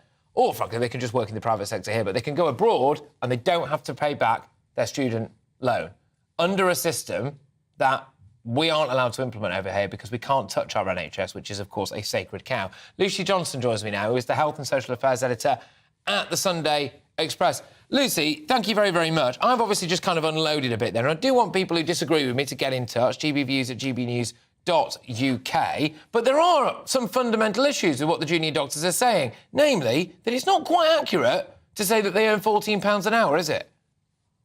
No, it's not. And when you take into consideration their out of hours and their bonuses, they can make that up. The average junior doctor actually starts on about 37,000, and then the average junior doctor earns about 50,000 a year. And we mustn't forget that ultimately they can go on after they've trained, after 10 years, they can have 30 years earning 6-figure salary. They can quadruple that with private work, which many of them do at the weekends or in spare days that they have. And they also end up with a platinum pension. So you have to look at the figures under the curve and look at their career progression, as well as what they can earn out of hours. The numbers that they are using for their publicity and advertising campaign, the BMA, could be seen as slightly misleading. Yeah, and that pension that you referred to, I think, as gold-plated, is 20%. It's 20% pension, and the average pension in the private sector is, I think, between about 3% and 4%. So that's a huge difference there. Can you explain to me a little bit, please, about why so many of them are going to Australia? By the way, a higher proportion of our GDP goes towards funding our NHS than it does in Australia, about 1% more. So it's not a huge amount, but still, why are so many people going to Australia to earn more money? And what is the difference between our system and theirs? Well, going to Australia, there is a better quality of life over there. There's a better standard of living over there. The inflation isn't as high. But when you say so many are going to Australia, actually, if you look at the numbers, I think the NHS recently produced a report to show actually about 94% do stay here. I think something like that. So it's not like we've seeing this mass exodus, although many are saying they want to leave or threatening to leave. And the system in Australia is indeed much better run. It's a much newer health service. We've got a load of baggage with ours. It was set up many years ago, and it doesn't reflect the needs of a modern society as today. So it's very complicated, but you can understand why doctors would want to work in a system which is, gives you much more scope for free time, doesn't put you under so much pressure, and you get more pay. But actually the reality is, it's not that we're seeing numbers leaving in droves. Absolutely. Look, thank you very, very much. Great to have your insight. That's Lucy Johnson there, is the Health and Social Affairs Editor at the Sunday Express. 2 emails quickly now, which summarise the polarised nature of this discussion, and I do welcome them both. Joe says that the doctors will never mention that they can retire at 60 with a good pension, work as a locum on big money. So that's what Joe's got in touch with. But here we go. Michael says, your ignorance is breathtaking. Do you really want them all leaving for abroad because you think that they earn enough? He does go on to say how thick he thinks I am, but there we go. Thank you very much, Michael. But just on that note, that is a point, isn't it, actually, Michael? Because, well, no, I don't want them all going abroad because they can earn that much money. But at the same time, do I want them to have a 35% pay rise? Hey, it'd be lovely, wouldn't it? It'd be absolutely lovely. But at the taxpayer's expense, when potentially the deal that they are getting here, bear in mind the taxpayer has paid to train them initially, isn't necessarily as bad as what they are saying. It's a tough one, but get your views coming in. Even you, Michael, you sound like a lovely chap. gbviews@gbnews.uk. But we are the People's Channel, after all, so earlier today I went down to St Mary's Hospital in London. It's not far away, you can see it from here, so like I said before, I'm hardly a tourist, but I wanted to find out how the strike action is actually impacting both staff and patients alike. And here's what they think, it's a mixed bag this, of the junior doctors' strike. Bad timing, I think. That's all I think. I mean, they deserve the money, but that much is a bit too much, I think. Been turned away 4 times for operations. Eventually I got it, but it took me 4 times to turn away. It's not too bad. You could live on that. I think you can. I'm living on it or less. I think it's a good idea that they do this because so less money they earn. They want more money, which is understandable. Everything is more and more expensive. Probably no, but on the other way it was before as well that you had a lot of waiting time. So it's because it's normal because everything's underfunded. So it should be definitely a rise. I'm asking where you're from originally. Germany.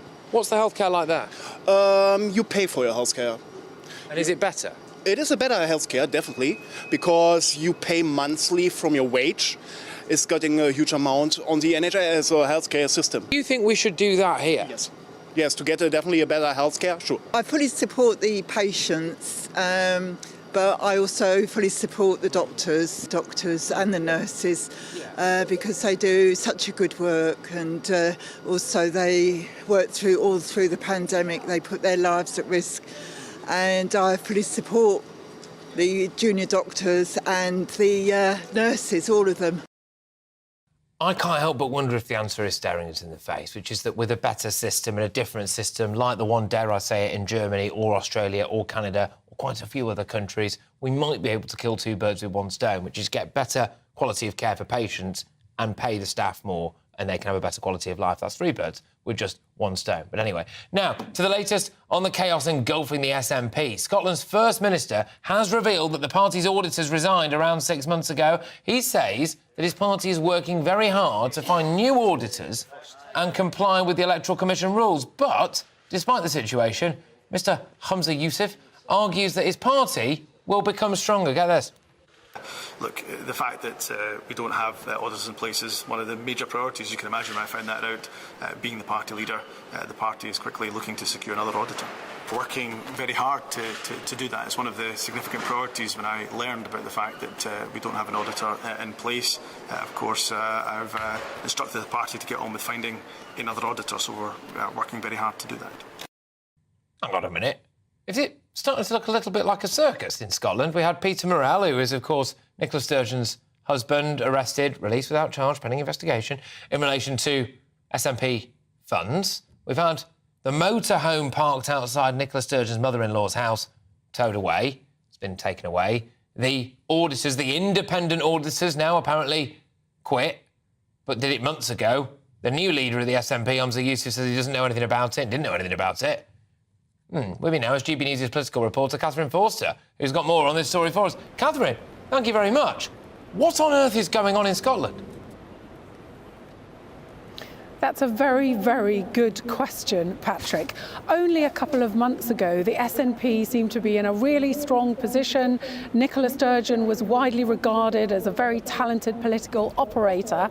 Then she resigned. Then we had a very acrimonious leadership campaign, which new First Minister Humza Yousaf only won 52 to 48, so not a resounding vote of confidence in him. And now it seems to be a very poisoned chalice for him. him because the party seems to be in utter and total disarray. Now, obviously, we know that Nicola Sturgeon's husband, Peter Morell, who was, of course, chief executive of the SNP for some 25 years, was arrested by police last week, was questioned for several hours and then released without charge pending further investigations. Then we learned that the accountancy firm that had done the SNP's books for some 10 years had resigned. We heard that that was before Peter Morell was arrested, but we now hear today that in fact they stood down 6 months ago, back in October, and the party still has not got another accountancy firm in place to do their books, which begs many, many questions indeed, doesn't it? Now, Humza Yousaf has admitted that it is problematic. I don't deny that at all. He has said, I think, a master of understatement there. And of course, there's this ongoing police investigation into missing £600,000 of money that was donated by members to fund an independence referendum. What has happened to that money is deeply, deeply unclear. And as you mentioned as well, there was reported at the weekend that a very, very nice luxury motorhome worth about £100,000 had been parked in Peter Morell's elderly mother's drive since January 2021, but had never moved. So many, many questions about transparency, about the financial affairs of the Scottish National Party. And it really is an incredible fall from a very strong position. Some polling out in the last couple of days that shows the SNP are now 38% in the polls. Now, that might sound high, but only a year or two ago, they were up at nearly 50%. And meanwhile, Labour spies a real opportunity. They are going up and up in the polls. And yeah, big question marks now about the future of the SNP and indeed the independence movement. Yeah, absolutely. Catherine, thank you very, very much. Catherine Forster there is GB News' political reporter. I mean, it's unbelievable this, that Humza Yousaf has said that it was, quote, it's problematic. It's problematic, but well, yeah, it is, Humza, actually. It is rather problematic. The auditors quit 6 months ago and supposedly didn't tell anyone. The party never made the disclosure public and no replacement has been found, especially considering the fact that, of course, they are now all under investigation. The SNP auditors quit in October. I mean, it is absolutely astonishing, isn't it? I get the impression that there is plenty more to come in that story, but we'll bring that to you as we get it. It's claimed that the late Queen, though, wanted Prince William to fight in Afghanistan, saying that he'd taken her shilling and had to do his duty. In the end, they decided just to send Harry as the spare. I'm Patrick Christys on GB News, Britain's news channel. It's all about family, being in people's living rooms, all the interaction and getting to know who our viewers and listeners are. When I was young, my dad used to say, Nana, stop arguing. I wanted an outlet that would enable me to give my opinion. People are going through a really hard time right now, and I know that you don't feel like you're being listened to by the establishment. I came to GB News because it's the People's Channel, and I want the audience to have their say on the events of the day. We're dynamic. We do something different. Democracy shows that the wisdom of the nation is in its people. I get to travel to find out what the story is from a personal perspective. The British people aren't fools. We know when we're not being told the full story. We've got to work out how Britain moves forward from this. It's the best country in the world. The establishment had their chance. Now we're here to represent your views. Britain's watching. Britain's watching. Britain's watching. We're proud to be GB News, the People's Channel. Britain's news channel. Hello, I'm Michelle Dewberry, and you can join me every weekday 6 till 7 on Jubes and Co. You're an inspiration to us all. Clip that bit up. Well, you are. That's my ringtone. My political ambitions are, those days are gone, I can tell you. She's only teasing. Go on. He's probably going to want to lay down now. I'll give him 2 minutes to have one. Let's respectfully disagree. That's what we like on Jubes and Co. Come and join us. GB News, the People's Channel. Michelle Dewberry, weekday evenings at 6 o'clock.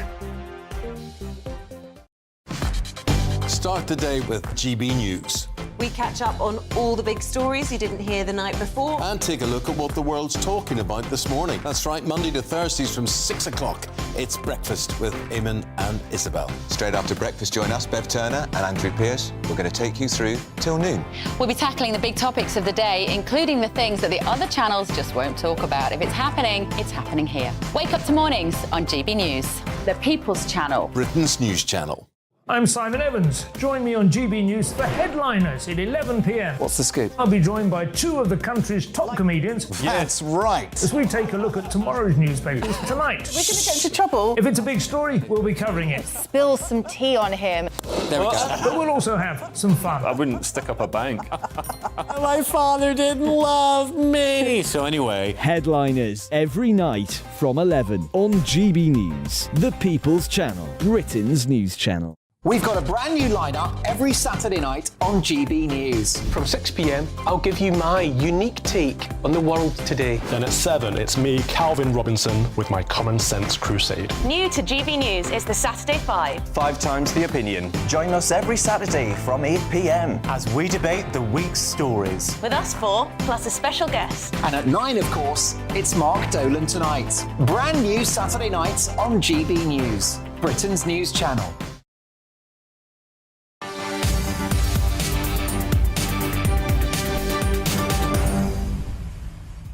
Welcome back. I have got loads for you in the next half an hour. You'll need photo ID to vote in next month's council elections. Is that fair? I think it's been a long time coming. If you need to show ID to buy a packet of cigarettes, surely you should have to show it if you want to cast your vote. And a former army chief says the late Queen wanted both William and Harry to fight in Afghanistan. Do you think that William should have gone and fought for Queen and country? I'll be joined by an ex-SAS trooper on that very shortly. But first, it is your latest news headlines with the wonderful Polly Midlast.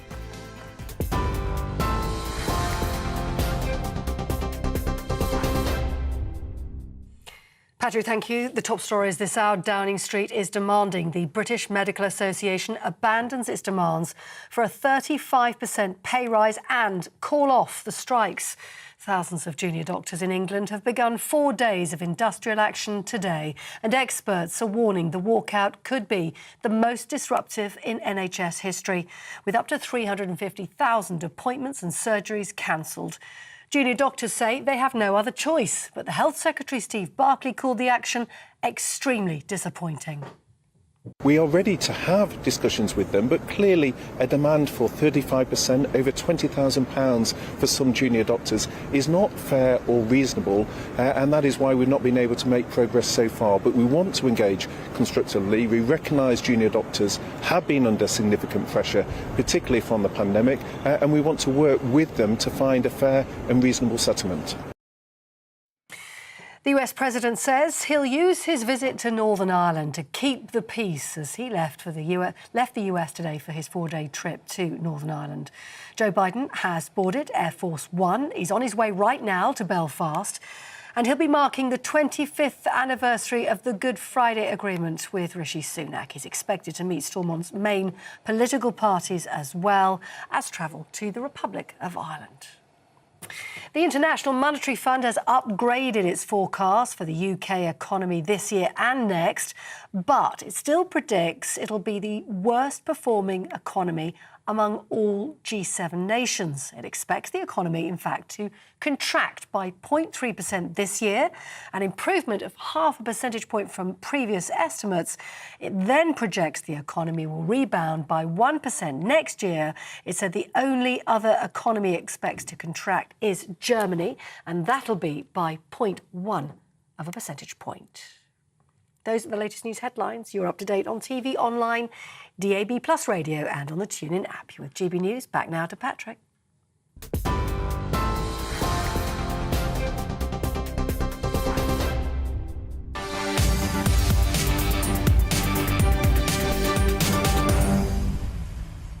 Now, to an extraordinary revelation about Prince William and Prince Harry. It's been claimed that the late Queen wanted both men to fight the Taliban in Afghanistan in 2001. According to a new ITV documentary, she said, "My grandsons have taken my shilling, therefore they must do their duty."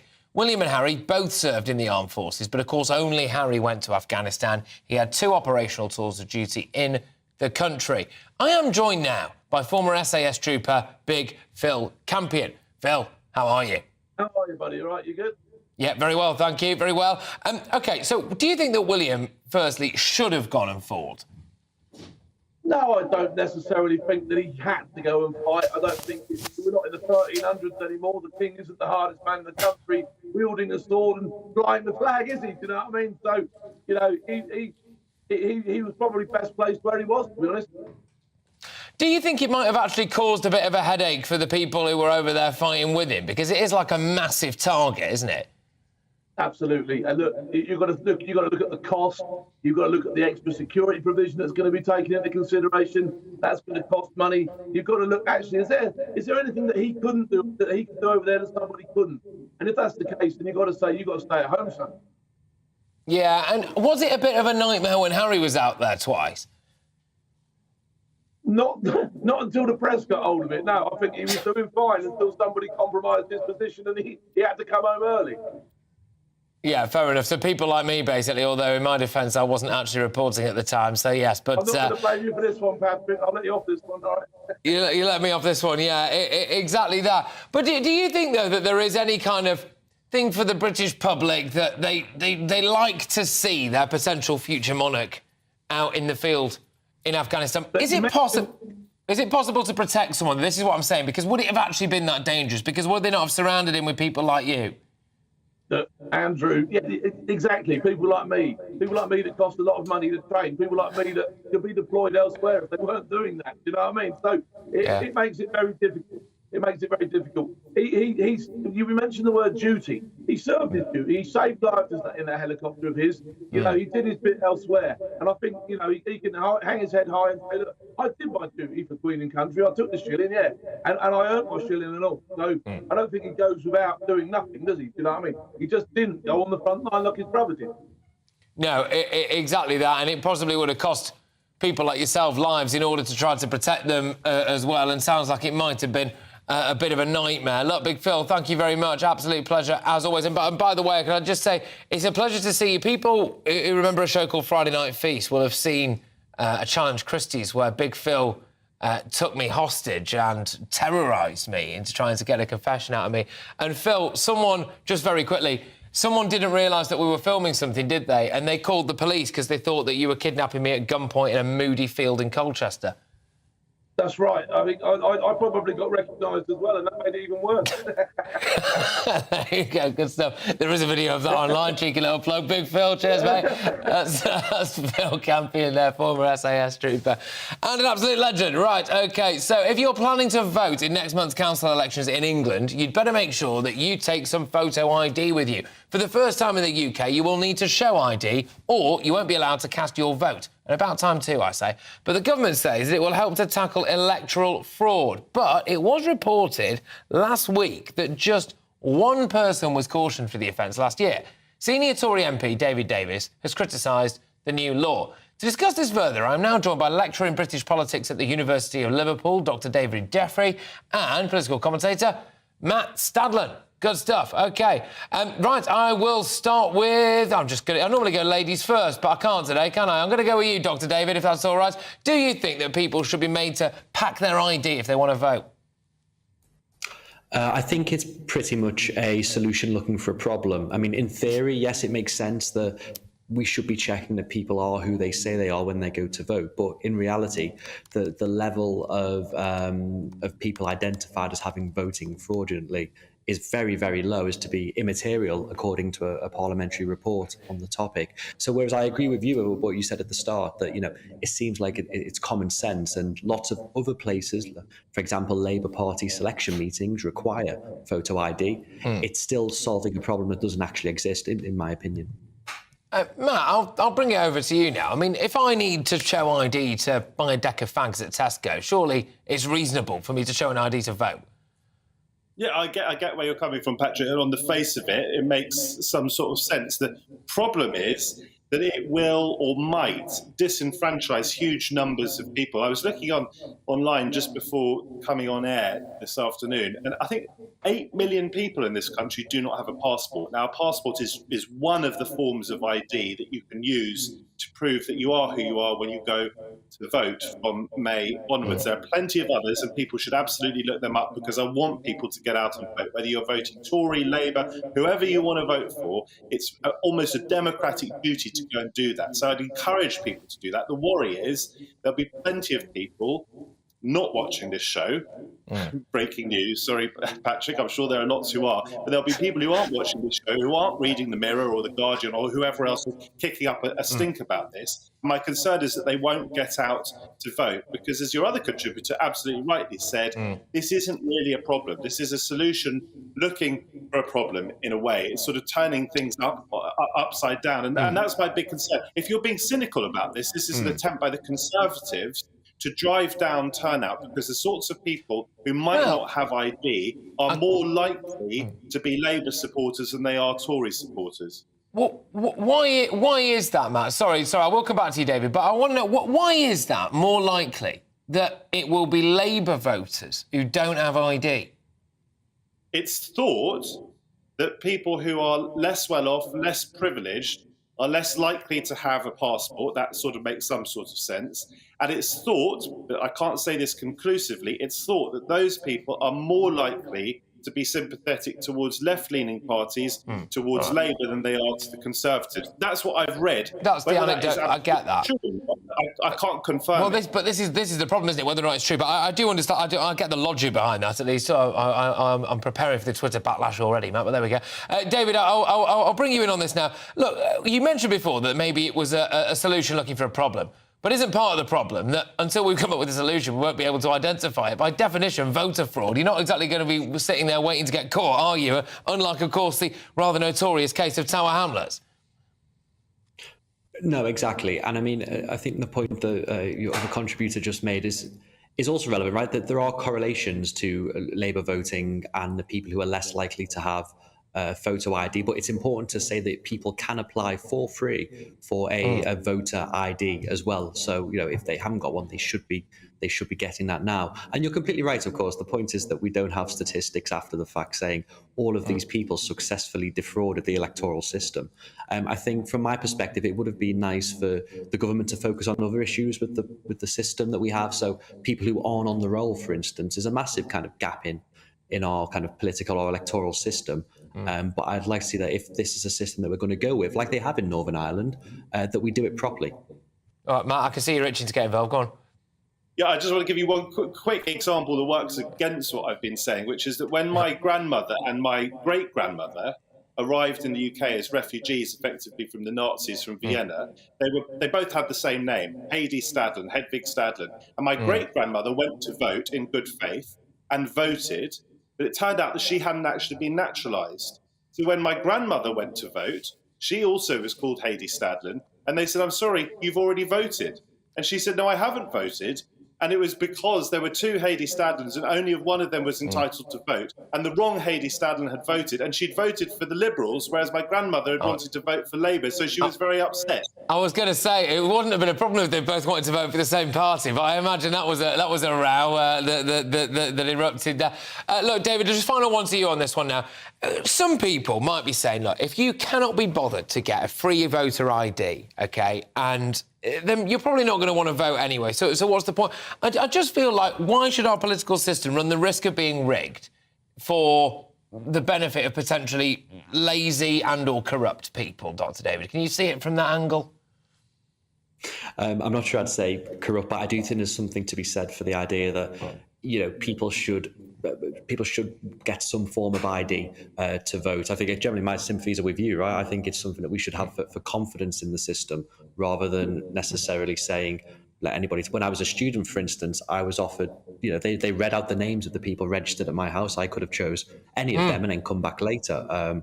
So I'd like to see this system put in. I'd like to see it done properly as well. But I think that means making the opportunities to get the voter ID much more widespread to the people who are going to miss out. All right, both of you, thank you very, very much. Great stuff. I thoroughly enjoyed it. University of Liverpool's British politics lecturer there, Dr. David Jeffrey, and political commentator Matt Stadlen as well. What do you make of that, ladies and gents? I'm sorry, I can't really... with all respect to my esteemed guest there, I can't really see much of a compelling argument to not have to show an ID to show it. It's hardly an effort, is it?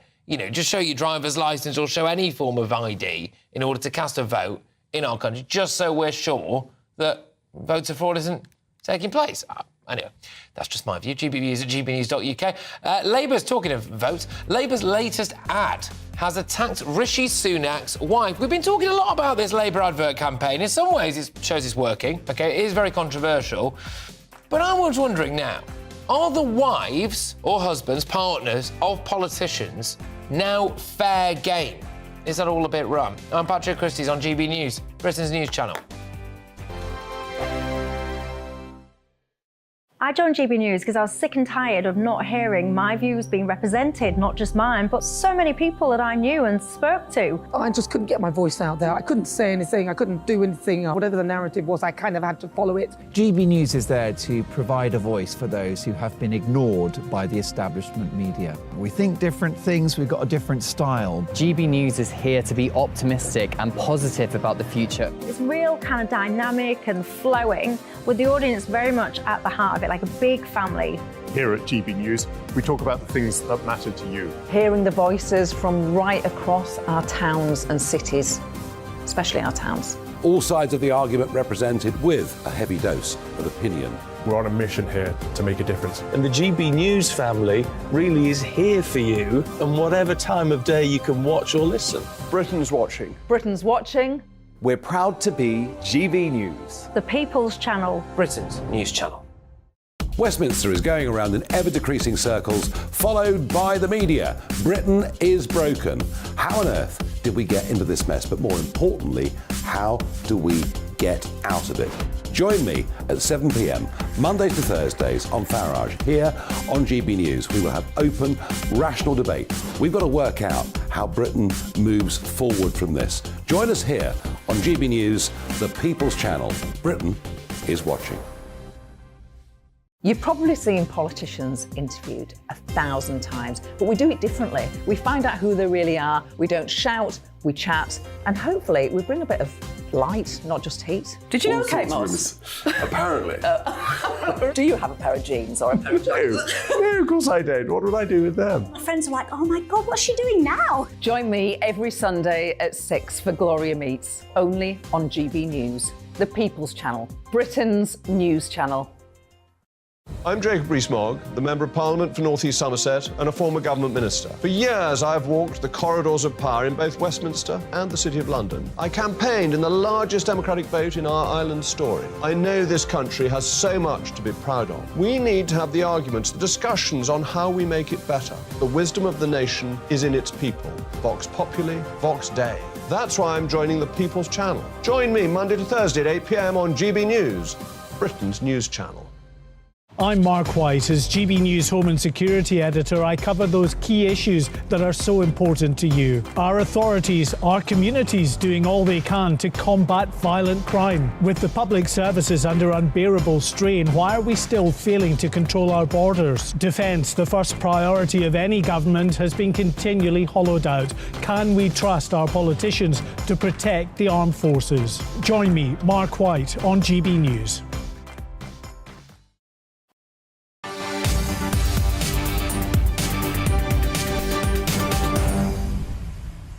Welcome back. Interesting one, this. Labour have stepped up their social media campaign attacking the Tories, with Rishi Sunak's wife now their latest target. So this morning, Labour posted a tweet which said, "Do you think it's right to raise taxes for working people when your family benefited from a tax loophole?" Rishi Sunak does. And then, of course, it says that Rishi Sunak's wife, Akshata Murthy, was revealed last year to have non-dom status, which reportedly saved her millions of pounds. She has since said that she will pay UK taxes on all her worldwide income, which, by the way, will be a shed load of money. There's something else then. A number of senior Labour figures have criticised the tweets, but Shadow Chancellor Rachel Reeves supports them. I back these ads because they are highlighting the dire record of this Conservative government, whether it's the criminal justice system, our health service, the cost of living pressures that people are under. This is a result of 13 years of Conservative failure. And as an opposition party, we've got to highlight that and put forward our alternative. But is the wife or husband or partner of a politician fair game for advertising campaigns. Is that fair game? I'm joined now by a woman who knows what it's like to be married to a high-profile politician. It's Christine Hamilton, whose husband Neil was a Tory MP and is now the leader of UKIP. I'm also joined by a political strategist and former advisor to Tony Blair, John McTernan. Look, it's always ladies first. Christine, I will start with you. Are the husbands, wives, partners of politicians fair game? No, they're absolutely not. This is a grotesque attack on a woman who has never taken any part in politics. She just happens to be married to Rishi Sunak. And it's really rich, you know, coming from the Labour Party, who've been banging on and on about women being taxed independently. Previously, women were an appendage of their husbands, and they were in the forefront. I'll give them the credit of fighting for women to be taxed as independent individuals, which is exactly what Mrs. Sunak is. So it's grossly unfair. I do think, by the way, that it was rather silly of them not to realise earlier that it was wrong for her to continue with her non-dom status, but she has now put that right. And also, I mean, you have people like leading figures in the Labour Party, like Emily Thornberry, who hates being reminded or reminding everybody that she's actually Lady Nugent because her husband is Lord Nugent, and she hates that. So I think it's rich coming from the Labour Party, and I think it's grotesque. Mrs. Sunak is a private individual who just happens to be married to the Prime Minister, and to put her out there in this way is horrendous. It's an own goal for Labour, I think, actually, this one. All right, well, former advisor to Tony Blair, John McTernan, is Rishi Sunak's wife fair game? Rishi Sunak's wife has more personal wealth than King Charles III. She is a very wealthy woman. She claimed non-dom status until the issue became a matter of public controversy. And that non-dom status was, had consideration of Rishi when he was Chancellor of the Exchequer, did nothing to non-dom status. Rishi as Prime Minister done nothing to non-dom status. Non-dom status allows people to evade paying tax. And Rishi Sunak's wife has got very, very complicated tax arrangements. That's a matter of public record. And she, as a non-dom, she was saying that at the end of her life, she's going to move back after finishing working, move back to live in India, presumably with her husband. And the fact that she was claiming non-dom status was saying Rishi Sunak, who was Chancellor, wanting to be Prime Minister, was actually intending to end his life in India, not in the UK. These are all matters of concern, all matters of public interest. And the fact that we're all paying massively higher income hang on a minute, sorry, just quickly, sorry, just... Because our personal policies aren't being indexed. Just quickly, just to come back on that. All right. Just to come back on that before I'll give the final words to Christine. But just to come back on that. So, do you think it's a concern that Rishi Sunak, in your opinion, intends to retire to India? I mean, Tony Blair, I imagine, spends rather a lot of time on yachts. No, look, if you claim non-dom status, you're saying your home is India. So Rishi Sunak's wife, home in India. Where's Rishi Sunak's home? With his wife. The interest of the non-dom status being claimed by the Prime Minister's wife is a matter of interest. If the Prime Minister's intention is to go and live with his wife's wealth in India, and actually, if he was making decisions about not raising tax on non-doms because he's married to a non-dom, that's a massive issue when we are paying higher taxes this year, next year, and many years to come. All right, Christine, I'll throw it over to you. I can see you are itching to get involved. Go on. Well, I mean, I think we have no idea what Rishi Sunak intends to do, so that is just moonshine. I think it's notable that Peter Mandelson has come back into advising Labour, and there is no belt low enough that Peter Mandelson will not hit below it. But as I said earlier, I think this is an absolute own goal. The non-doms contribute a huge amount of tax to this country. I don't think it's right that Mrs. Sunak was a non-dom, but they've changed that. But they do as a group, and if we tax them, they will just move abroad and we will lose all that money. It would be absolutely ridiculous. But I think, not everybody marries somebody knowing that they're a politician. I did, so I went in with my eyes open. But there's an awful lot of political spouses, male and female, who did not marry a politician. They married a normal person who suddenly went into politics, and they do not deserve to be targeted in this way, in what I think this whole campaign is an absolute gutter campaign. And I think all three of the adverts so far are horrendous. And I think Labour will regret them. They're getting a lot of publicity now, but I think in the long term, they will regret this. OK, look, both of you, thank you very, very much. It's been great stuff. I thoroughly enjoyed it. That is the former advisor to Tony Blair, John McTernan, and, of course, we were just hearing there from Christine Hamilton, who is a regular here, a fan favourite on GB News, and, crucially, for the sake of this argument, did, of course, marry a high-profile politician in the shape of her husband, Neil, former Tory MP, now leader of UKIP. Look, what do you make of this, ladies and gents? I do find it a little bit interesting. I think these adverts are going to do Labour the world of good, I must say. I do think that in politics a lot of stuff is fair game, and so I'm not against some aggressive advertising and marketing. I think it's probably all right. But there are concerns now, isn't it, that Keir Starmer might actually have lost his kind of holier-than-thou image. If you're going to go on the front foot big time and you're going to start blaming Rishi Sunak for stuff he hasn't done and you're going to go after his wife, then, look, OK, can we just drop the charade that you're actually this really nice guy and you're whiter than white? But there we go. Anyway, it's been claimed that 19 suspected terrorists crossed the Channel in small boats last year. They are now, believe it or not, living in hotels, and we can't chuck them out of the country because, yeah, you guessed it, they're human rights. I'm absolutely sick of this. We'll talk about all of that. And Joe Biden is on his way to Northern Ireland. Air Force One took off after 3 o'clock. Just after 3 o'clock, we covered it live here.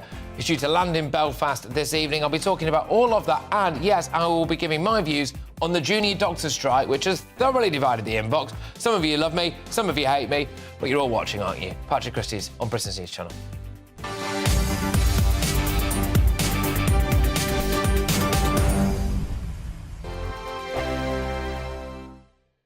Monday to Thursday nights on GB News. At 6, it's Dubes & Co. 7 o'clock, Farage. At 8, join Jacob Rees-Mogg. And at 9, Dan Wootton Tonight, followed by Headliners. On TV, radio and online. This is GB News.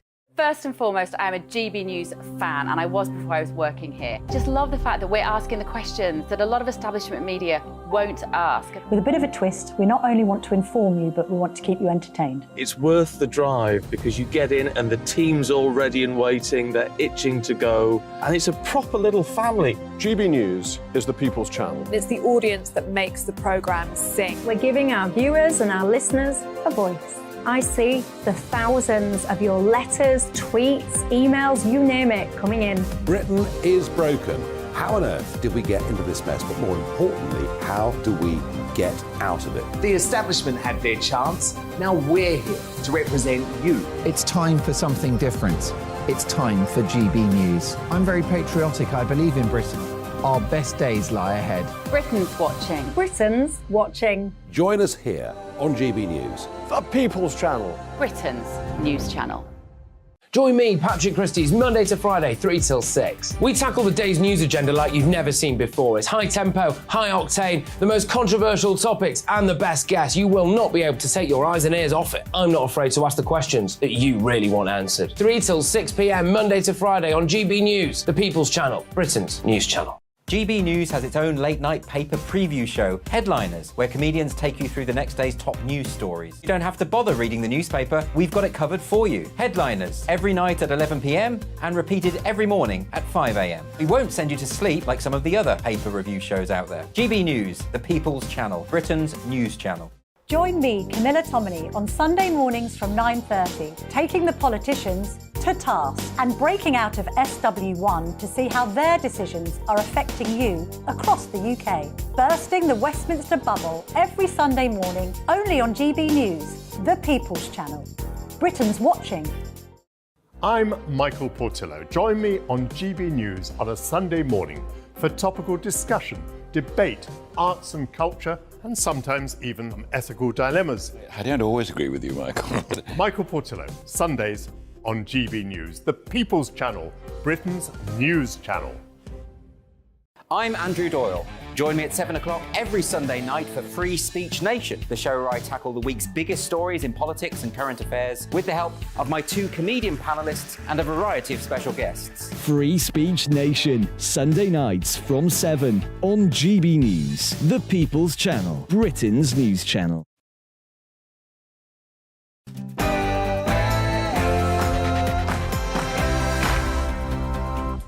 Good evening, everybody. It's just gone 5 p.m. I'm Patrick Christys, and you are locked into GB News. It's going to be a big hour, ladies and gentlemen, because I'm going to be talking about this shocking story. 19 suspected terrorists have made their way into this country across the English Channel. That's according to reports. They're staying in luxury hotels, and guess what? We can't deport them. Why? Because of their human rights. How many more are there? I want answers. We will do our best to try to get them. The junior doctors' strike as well. Is it putting lives at risk? I went out and about a bit earlier on to speak to someone outside a hospital just round the corner from this office to get their views. I have been angry. I've been turned away 4 times for operations. Eventually I got it, but it took me 4 times to turn away. And apparently our late Queen wanted Prince William to go and fight for her and country in Afghanistan. Of course, it was deemed to be too risky for him, but they sent Harry as the spare. Do you think that Wills should have gone? And just to round us off as well, no ID, no vote. Yes, that's right. Do you think it's unreasonable for people to have to show an ID if they want to cast a vote? I don't think we want any more voter fraud, do we? Tower Hamlets. But as well, on top of that, if you have to show an ID to get a pint at Wetherspoon, shouldn't you have to show it to cast a vote? All of that coming your way and much more. It's going to be a big hour.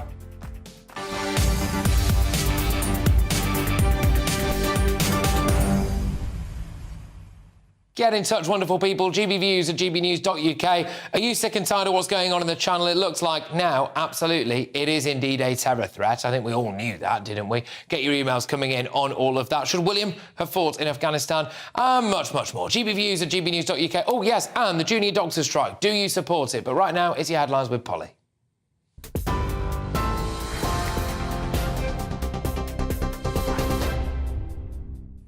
Patrick, thank you. Good evening to you. Our top story on GB News today. Downing Street is refusing to hold further talks with the Doctors' Union unless it abandons its 35% pay rise demands and calls off the strikes.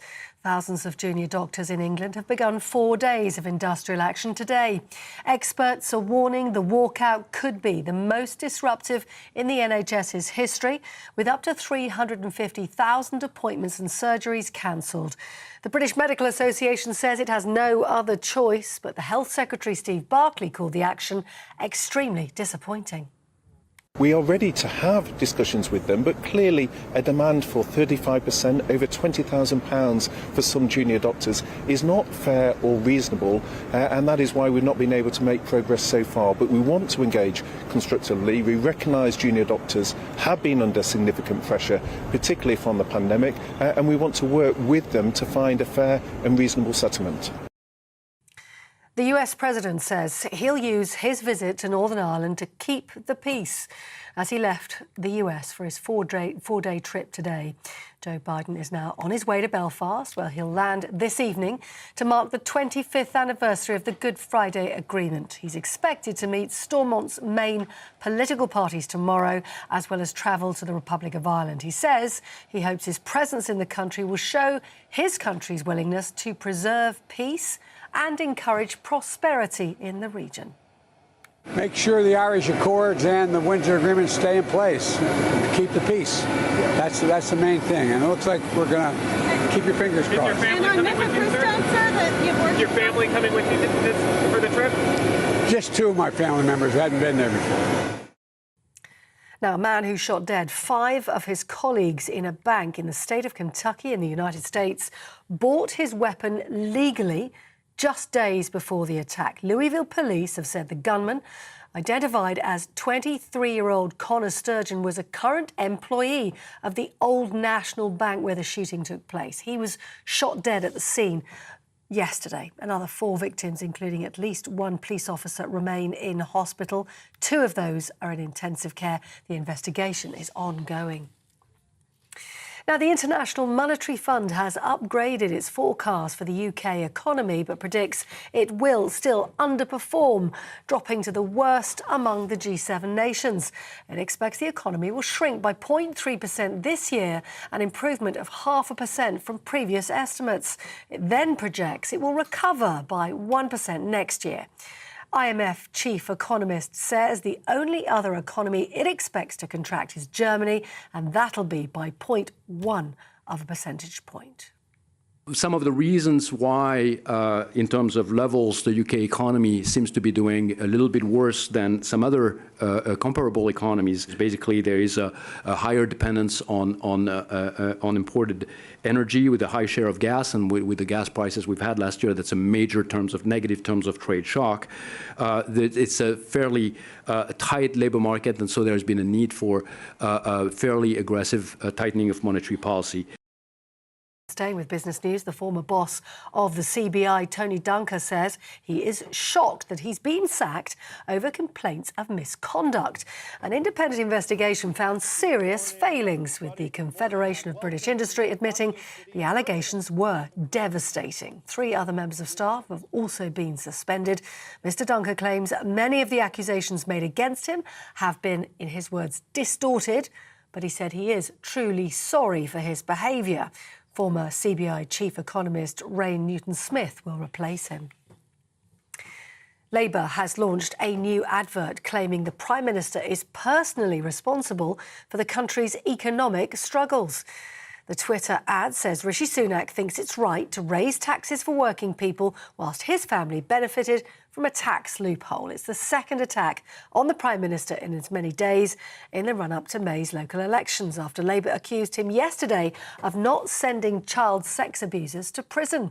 Both ads have angered MPs, including within the Labour Party. Shadow Chancellor Rachel Reeves, though, says they do highlight the dire record of the Tory government.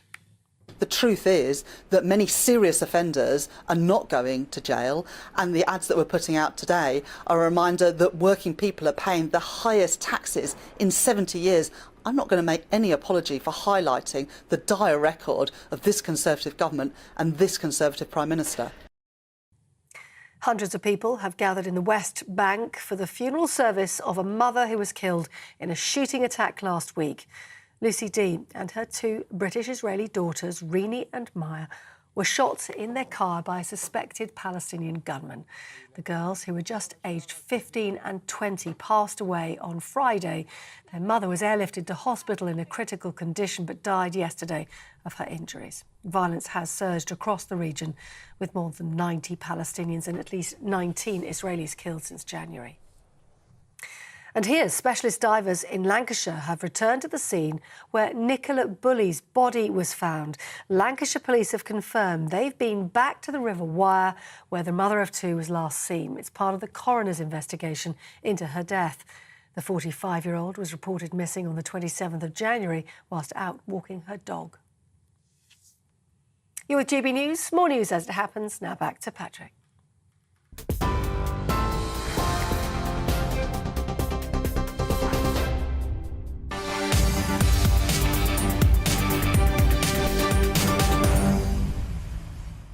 Right, OK, so we start with a very alarming story. It's been reported that 19 suspected terrorists, and the rest, are in this country after travelling across the Channel in small boats. The Daily Mail says that they're all in taxpayer-funded hotels and have applied for asylum, meaning, yep, that's right, they can't be deported.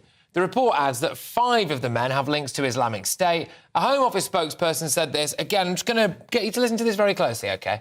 Our highest priority is protecting the safety and security of this country, which is why the UK has world-class police, security and intelligence agencies and a robust counter-terrorism framework. Bear in mind, we asked them if they can confirm or deny that 19 terrorists are in the country, but here we go.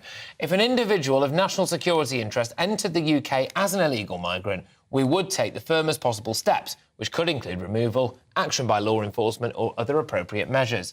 As the Prime Minister has said, this government is focused on stopping small boats, and the illegal migration bill will enable us to take back control of our borders and ensure we have an asylum system that is fair, safe and legal. Right, so they haven't confirmed or denied what was a relatively straightforward question. Joining me now is international security and border control expert Henry Bolton. Look, Henry, people will be rightly concerned that the migrant hotel in their town or village or city, wherever they are, might indeed have one of these 19 suspected terrorists in it, and it is something that people have been worried about for a rather long time. Indeed, and so they should be. And, you know, it defies common sense. There is absolutely no common sense applied to this situation at all. We have knowingly allowed 19 people who are suspected terrorists to enter this country, transit immigration controls, and now we're putting them up in hotels. I mean, it beggars belief. It is frankly ridiculous, dangerous, and irresponsible. And that's I have no other words for it in terms of my reaction. But I've been talking about this for years, Patrick. When I was working in Southeastern Europe, efforts to dismantle people smuggling networks, we knew, British intelligence knew, that there were terrorists being moved into that network, into the people smuggling network. Their cover was that they were economic migrants, and in that case, there were 4 in particular who headed to Norway, and that we were able to detect and deal with. But that was 20 years ago. This is a problem that the British government is alert to, but is failing to address. No, indeed. And for a long time, people were saying, well, look, they're all fleeing war and they are all genuine refugees. And then people were quite politely pointing out to them that a lot of people were just fleeing Albania, or indeed, in the case of all of them, France, in order to come over here. And then people say, well, all right, what about those genuinely fleeing the war-torn countries then? The war-torn countries. Well, having a look at the countries that these people are supposedly from, it's Afghanistan, it's Iraq, it's Iran, it's Libya and it's Somalia. And the uncomfortable truth about this, although I'm not uncomfortable talking about it, the uncomfortable truth for a lot of the Bleeding Heart Brigade is that some of the people coming from those countries might have actually been responsible for the terrorism over there, not just fleeing it. Indeed. And, there is no question of that, Patrick. I know of cases where, this is a contentious issue, there is a large school of thought, including within the British military, that interpreters working for the British military in Afghanistan should be given a sort of an open door to the UK. I don't agree with that, and I tell you why. When I was in Afghanistan as well, and I know of at least one case, proven case, where a British interpreter working for the British military was actually passing intelligence to the Taliban, and that resulted in attacks on NATO bases. Now, there are all sorts of reasons why that can be happening. There's coercion and so on the family back in Afghanistan, but that can also pull levers when they're in the UK. We need to be a lot more careful. And what I don't understand about this, Patrick, is why there are people out there who, you call them the bleeding hearts, I think they're just naive or stupid, who cannot differentiate between an economic migrant, a refugee, a criminal, and somebody who is a member of a fundamentalist or terrorist group. And why they cannot understand, or they refuse to understand, that those categories of people coming across the channel need to be identified and dealt with differently. This, as people have been saying on social media today, I put out something about this earlier this morning. The reactions I got was, but so what would you do with refugees then? These are not refugees. No, that's not what you're talking about. Exactly, and this is the vital thing now. For far too long, people have been completely burying their heads in the sand, as you rightly said, with the economic migrant issue of it all, and then they tried to say that everyone was fleeing war. Well, unfortunately now, it appears that we've got some people coming from genuinely war-torn countries who, as I said earlier, might have been responsible for that war and not actually fleeing it to begin with. But because they have now supposedly applied for asylum, it means that they have to go through due process and, according to the reports, we can't deport them. Is this just, in a nutshell, the gaming of our immigration system, where we can have people coming here illegally that the government itself calls illegal immigrants, not fleeing war, fleeing France, who are known by other security services to have links to terror groups, who can then come over here, stay in a hotel at the taxpayer's expense, trying to claim asylum so we can't deport them, and be allowed free reign in our country? Is this just the utter lunacy of it in a nutshell, Henry? Yes, Patrick, but, I'd put the responsibility not at the immigration lawyer's door, but at Parliament's door.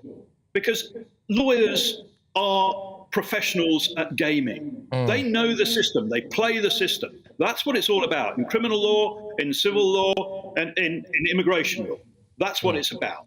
And the only reason that they're able to do that is because of the Home Office justice and legislative policies that we've got in place. Now, I've argued as well, I mean, without talking about the barges too much, I've argued that the barge only acts as a useful function if it's used as a screening centre or facility prior to people being allowed to enter immigration controls in the UK. And then such people can be weeded out and denied entry, and therefore denied access to the appeals and everything else. That happens on airside at airports. Why can't it happen at the maritime borders as well? Yeah, Henry, look, thank you very much. I've got to cut across you, Henry, I'm afraid, just because I've got a bit of breaking news. But Henry Bolton, thank you very, very much. Henry Bolton, the international security and border control expert. We're going to be returning to that, the 19 suspected terrorists who are now living at the taxpayers' expense in hotels. But here is this breaking news for you. It's just coming through to me here. Police have recovered 4 suspected pipe bombs from a cemetery in Londonderry, where an Easter Monday Republican commemoration was staged. Police say the devices have been made safe and taken away for further forensic examination. I'll cross live to Northern Ireland a little later this hour. Just one more time on this one now. Police have said that they've recovered 4 suspected pipe bombs from a cemetery in Londonderry, where an Easter Monday Republican commemoration was staged. Apparently those devices have been made safe and taken away for further forensic examination. More on that as we get it. Now, though, to the junior doctors' strike, which the NHS says could cause weeks of disruption. Junior doctors walked out this morning at the start of a 4-day strike, and Professor Sir Stephen Powis is the National Medical Director for the NHS in England. He says these will probably be the most disruptive strikes in NHS history. GB News' national reporter Paul Hawkins has been at Trafalgar Square for us, been given the long stand at Trafalgar Square, haven't you, Paul? There we go. But I believe you are now elsewhere, is that right? I can't quite tell. What's going on, Paul? Yeah, we're outside Downing Street. This was where that junior doctor rally ended up. They've now moved off, but earlier, as we say, they were in Trafalgar Square. They were hoping for sort of 15,000 people there. They did say there were about 10,000 people there, probably about 7,000 or 8,000, although that is a guesstimate, protesting because they want to see a 35% pay increase to make up for what they call restorative pay. That is, their pay has been frozen for years, and so they want to see an increase of 35%. The government, though, or more to be precise, Stephen Barclay, the Health Secretary, saying that that figure is unreasonable, and he is saying that they need to come to the table so they can start talking about a more realistic number. I put that 35% figure to a representative from the BMA, a junior doctor, and this is what he told me earlier. Ultimately, we're asking to be paid exactly the same amount. We're not asking for any more money. We're just asking to restore our pay that's been eroded over these years. And I think this will go a long way into making doctors feel valued, especially, as I've said, we really put in a shift during the pandemic and we were rewarded with further pay cuts. Things are only getting worse as time goes by. We had 500 avoidable deaths a week. That's a jumbo jet of patients. I mean, patients in this country deserve better, and doctors in this country deserve better.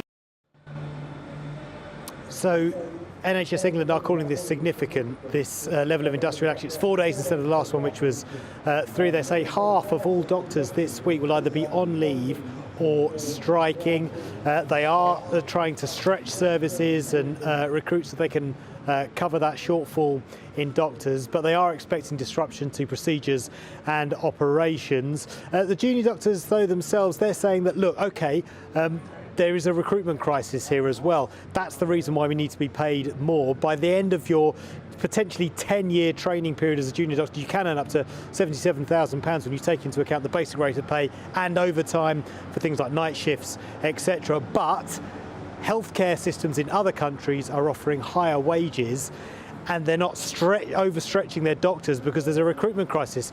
Hence, the junior doctors today are saying that's why a lot of us are leaving to go to places like Australia and New Zealand, so we can get paid more and effectively we're treated better, and that's why we need to be paid what we think is a fair deal. In terms of the two sides, they're still quite far apart. The government are saying you need to come to the table and then we can talk about a figure.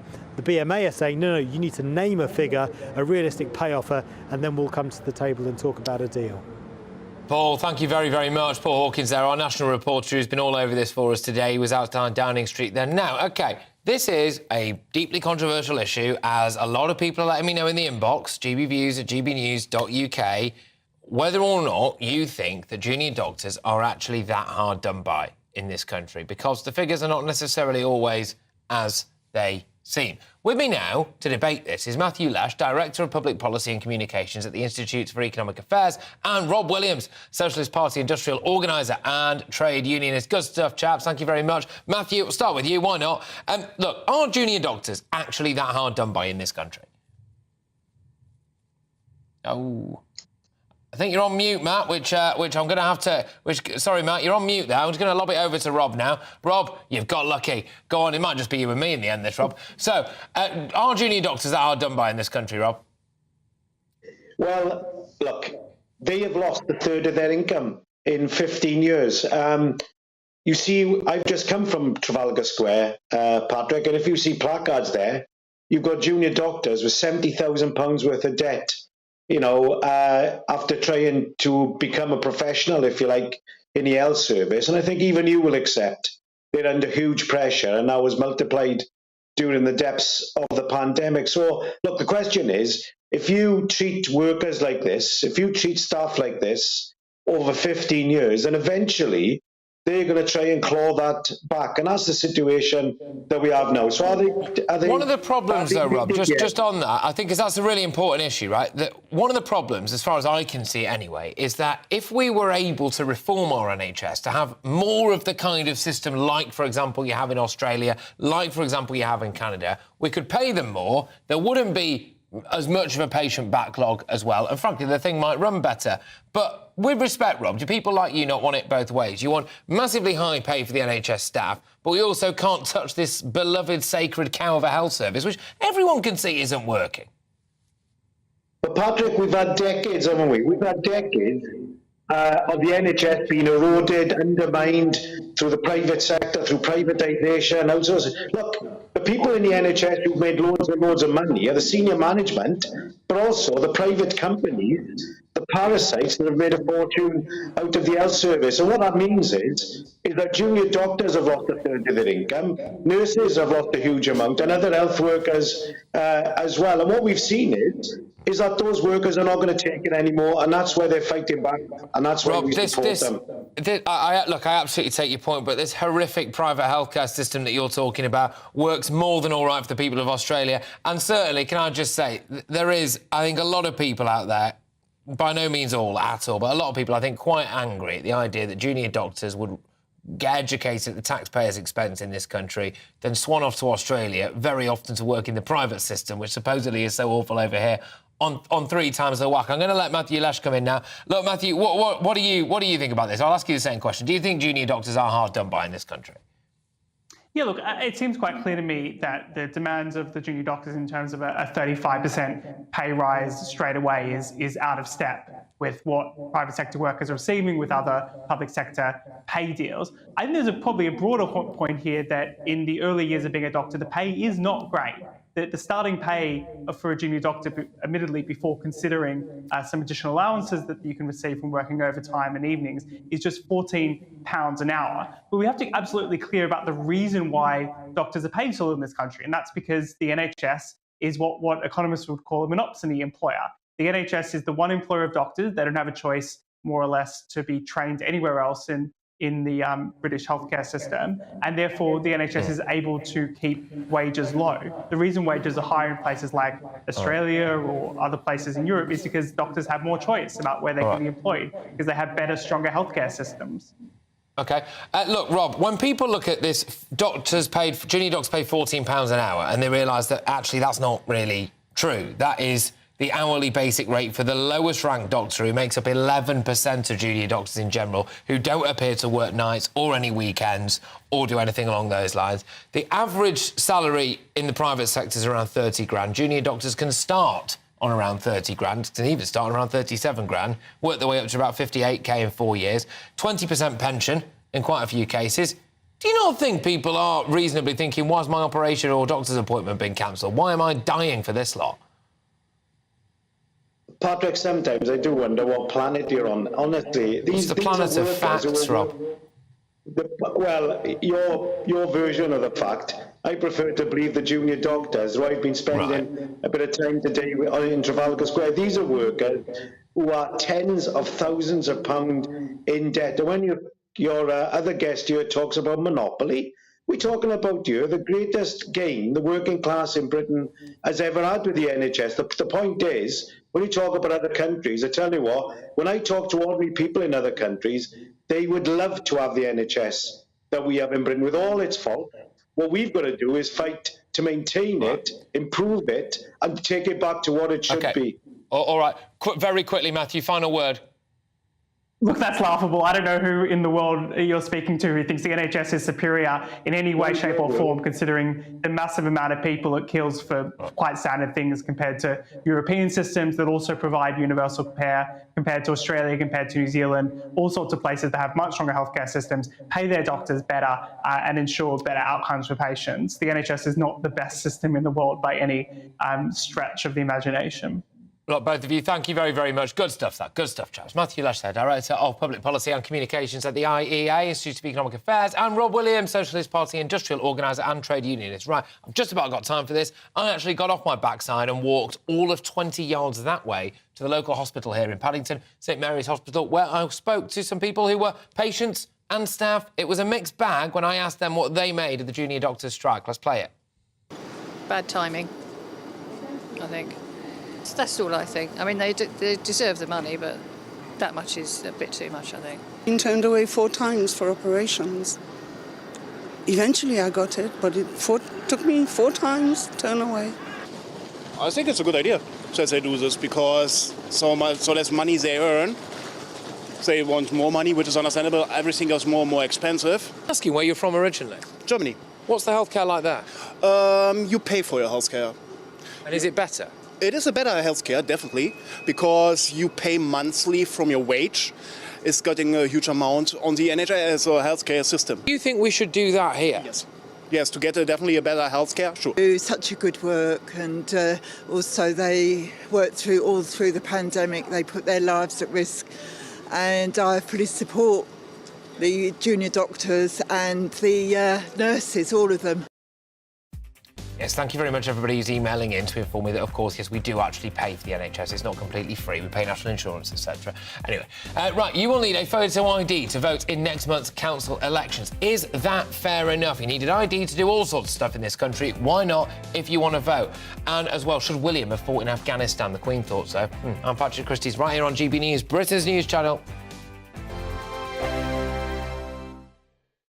It's all about family, being in people's living rooms, all the interaction and getting to know who our viewers and listeners are. When I was young, my dad used to say, no, stop arguing. I wanted an outlet that would enable me to give my opinion.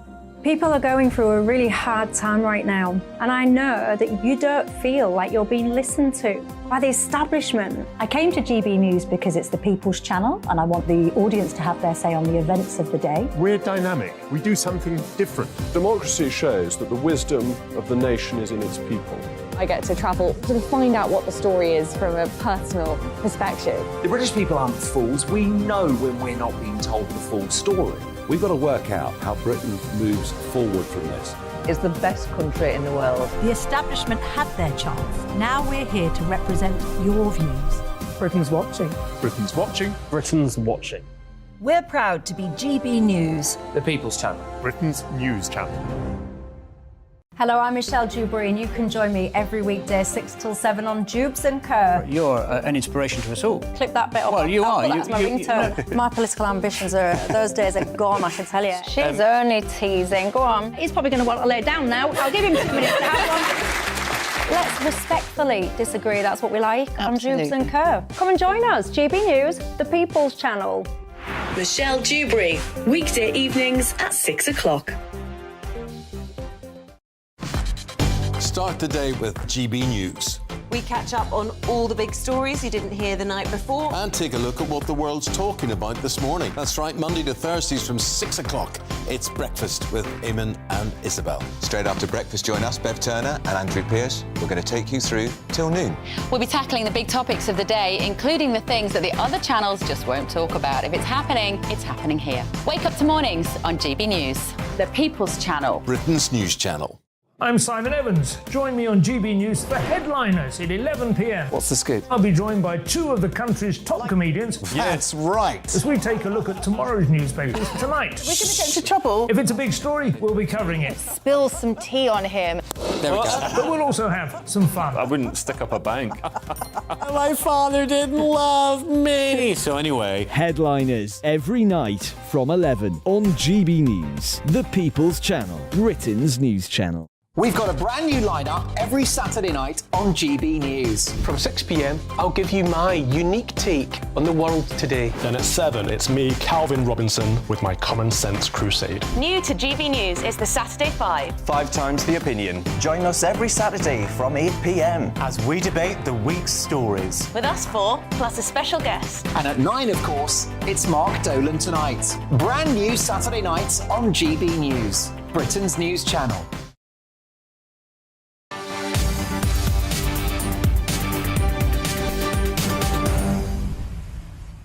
Welcome back. Let's get now to the absolute complete and utter chaos engulfing the SNP. Scotland's First Minister Humza Yousaf has revealed that the party's auditors resigned around 6 months ago, but that he wasn't really aware of it and they didn't bother telling the public. He says that his party is working very hard to find new auditors and comply with the Electoral Commission's rules. I'm sure they are. It does come after a rather fascinating series of events that saw the husband of Nicola Sturgeon be arrested, released without charge pending investigation, over financial matters. Nicola Sturgeon faced questions herself about what she knew and when she knew it, a motorhome being towed away from Nicola Sturgeon's mother-in-law's house, and now it emerging that the auditors who were supposed to be looking after the SNP's accounts actually quit 6 months ago. I'm joined now by Catherine Forstrop, political reporter, who's hot-footed it back from Westminster. Catherine, what's happening in Scotland? It's almost unbelievable, actually, isn't it? The succession of bad news for the SNP and more unanswered questions. It's not even 2 months since Nicola Sturgeon resigned unexpectedly. Nobody could understand why. And then we have a very acrimonious leadership campaign. Humza Yousaf, who was seen as the weaker candidate, but the continuity choice, elected 52-48, not a very big vote of confidence. And now Peter Morell, Nicola Sturgeon's husband, arrested last week, tent in his garden, motorhome. And then we discovered today that the accountancy firm that did the SNP's books for 10 years resigned, not just last week, but October. And Humza Yousaf says, this is problematic. I don't deny that at all, which I think is a major understatement. So many unanswered questions, not least of which is what happened to the £600,000 that SNP members gave for another Scottish independence referendum, which is deeply unclear what has happened to that money. And meanwhile, the SNP have got to produce accounts to the Electoral Commission by the 7th of July. And you would wonder now what firm would want to take that job on at the moment. Well, yeah. I mean, you do wonder. That's problematic, isn't it? Thank you very much, Catherine. Catherine Forster, GB News' political reporter. Right, OK, ladies and gentlemen, I've got loads more coming your way. An absolute world full of news to get stuck into between now and 6 o'clock. A former army chief says the late Queen wanted both William and Harry to fight in Afghanistan, and Joe Biden is on his way to Northern Ireland. Air Force One is due to land in Belfast this evening. I will cross live to Belfast very shortly, and I've got loads as well. Big debates coming your way. But first, it is, of course, the latest news with Polly Middlehurst.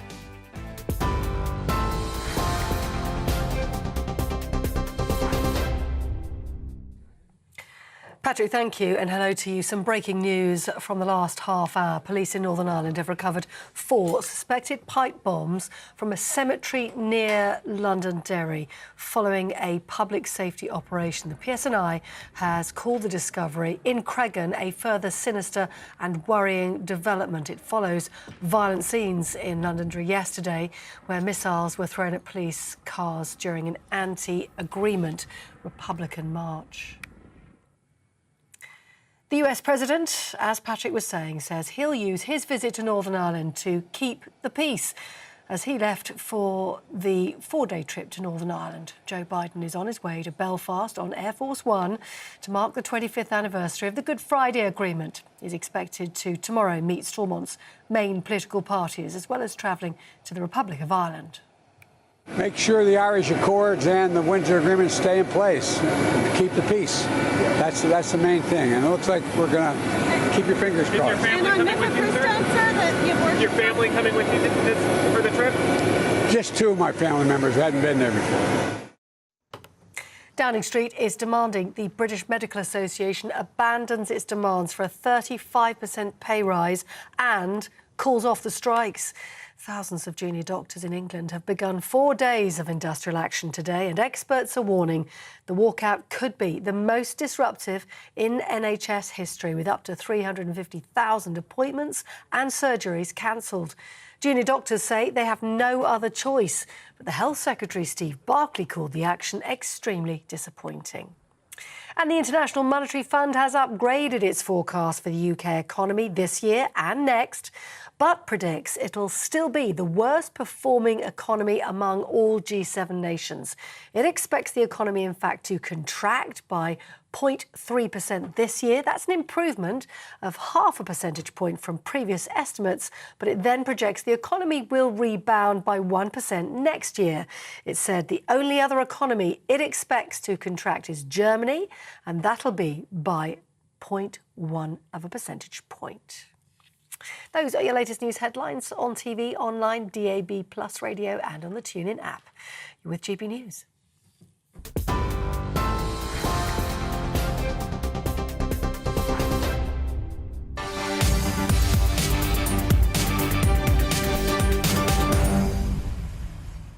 Now, this got a lot of you going earlier on. I've been asking you about voter ID, and as well, people always say, well, you ask us to email and then you don't read the emails out. Yes, OK, all right.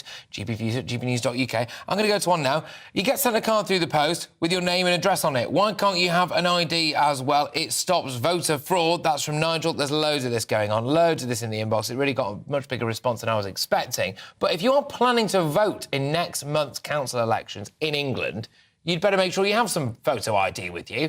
For the first time in the UK, you will need to show that ID, or you won't be allowed to cast your vote. Why is this controversial? You need to show ID if you want a pint at a pub, if you're young enough, or a packet of cigarettes, or various different things you need to show ID for. Why not if you want to vote? The government says that it will help to tackle electoral fraud, but it was reported last week that just one person was cautioned for that offence last year. Senior Tory MP David Davis has criticised the law. But to discuss this further, I am now joined by former advisor to David Cameron, Philip Blond. Philip, thank you very much. Look, we do not need the likes of Tower Hamlets and places like this being able to stack their voters high full of electoral fraud, do we? Why is it so controversial to show a picture of yourself when you go and cast your vote?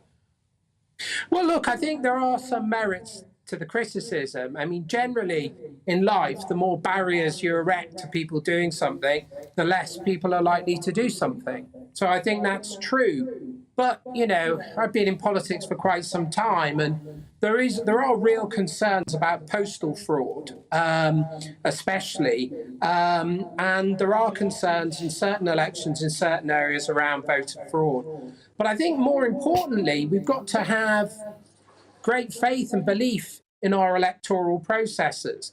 And I think there's nothing wrong with asking for ID when you vote. Everybody carries their driving licence around with them. Everybody's asked for their ID for almost anything you care to mention. So I don't think it's quite the barrier that its critics would have it. And also, do we want to be like America, where at the very least we do think our elections are integral and are free and fair? And I think this bolsters that. And the most important thing we need in this country, which is highly polarised, is trust in the democratic system. That is key, and I think this helps it.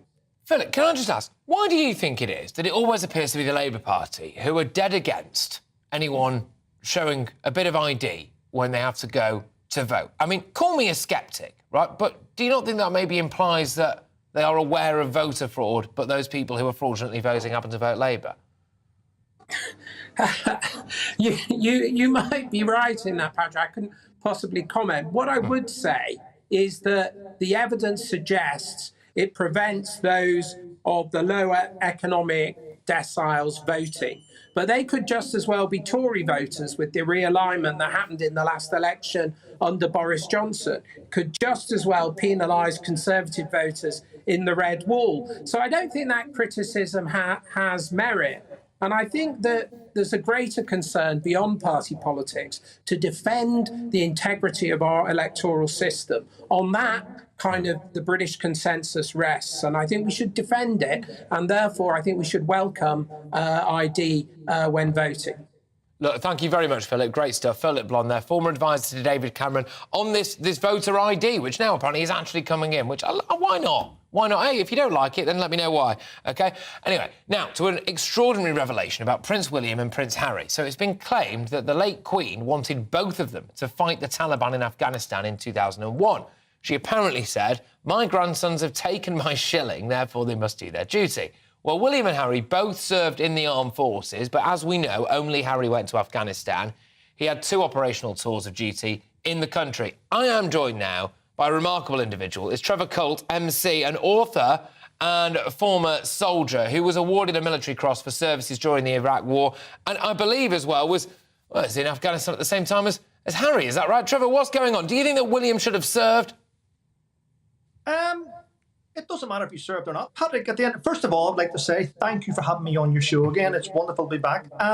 Right, back to William. It wouldn't matter if he went to Afghanistan anyway, because there's no way that he would have been put in harm's way, a little bit like what his brother done. So having had he have been deployed to Afghanistan, he would have had a role maybe flying around the safe camps or whatever. There would have been Apaches up there. He may have been helping in the JTF, the Joint Task Force with the RAF. So whether he went or not is not an issue. The fact that Her Majesty the Queen stated that she believed that both grandsons deserved to go and took the shilling shows you for one thing now that she wasn't biased towards either of her grandsons, which, as we've heard in the last 5 or 6 months, that apparently William had the bigger sausage and the better view. It just goes to show that the Queen kept them all equal. It was just her advisors. Her advisors decided that the heir to the throne shouldn't go.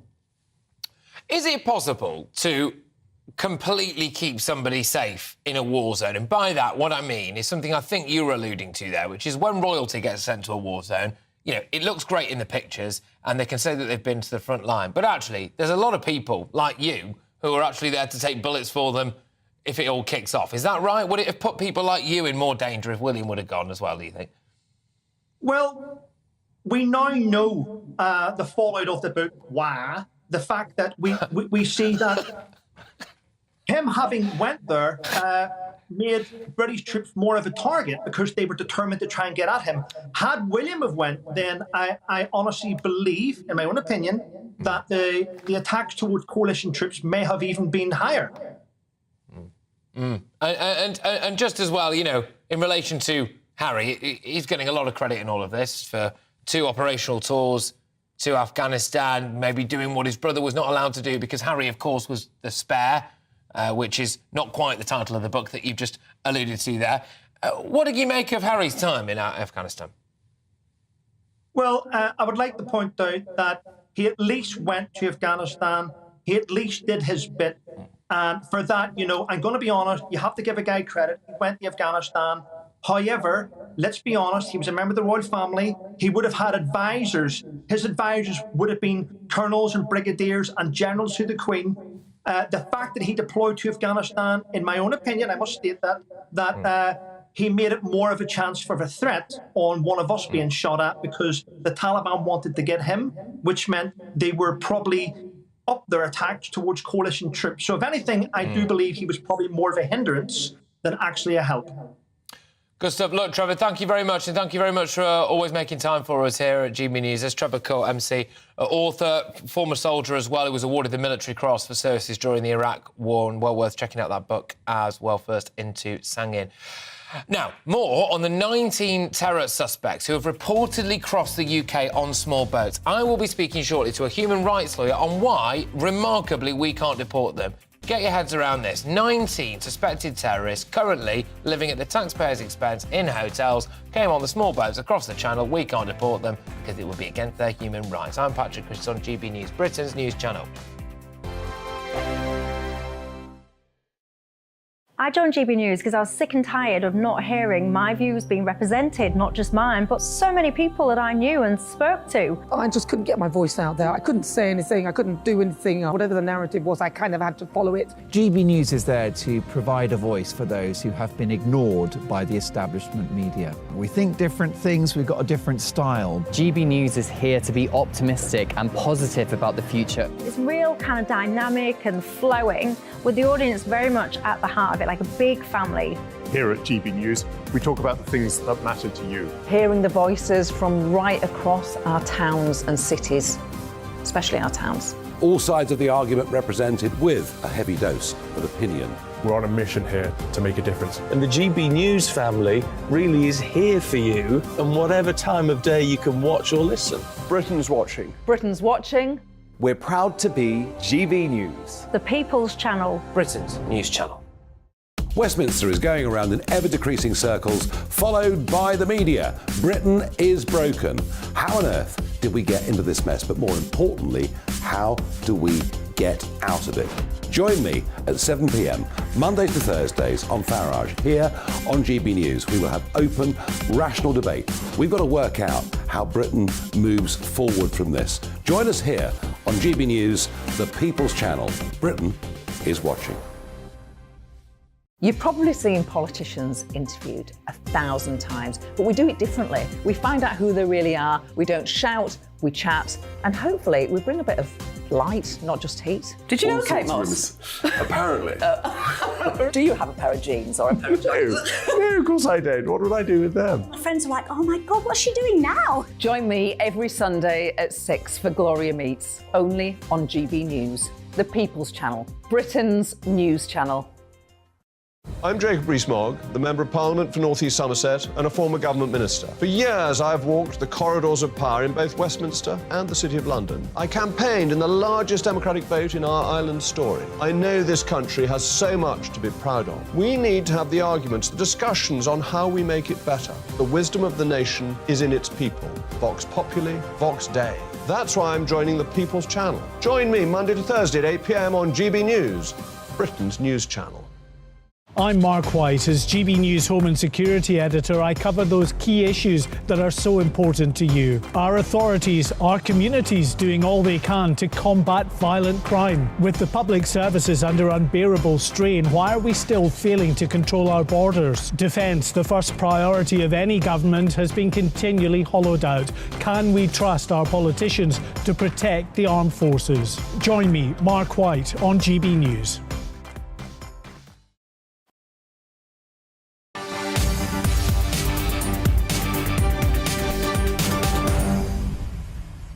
Straight in with some breaking news now, and it's from Northern Ireland. Police have announced in the last hour that they found and removed 4 suspected pipe bombs from a cemetery in Londonderry the day after dissident Republicans staged a protest in the area. Police say the devices have been made safe and taken away for further forensic examination.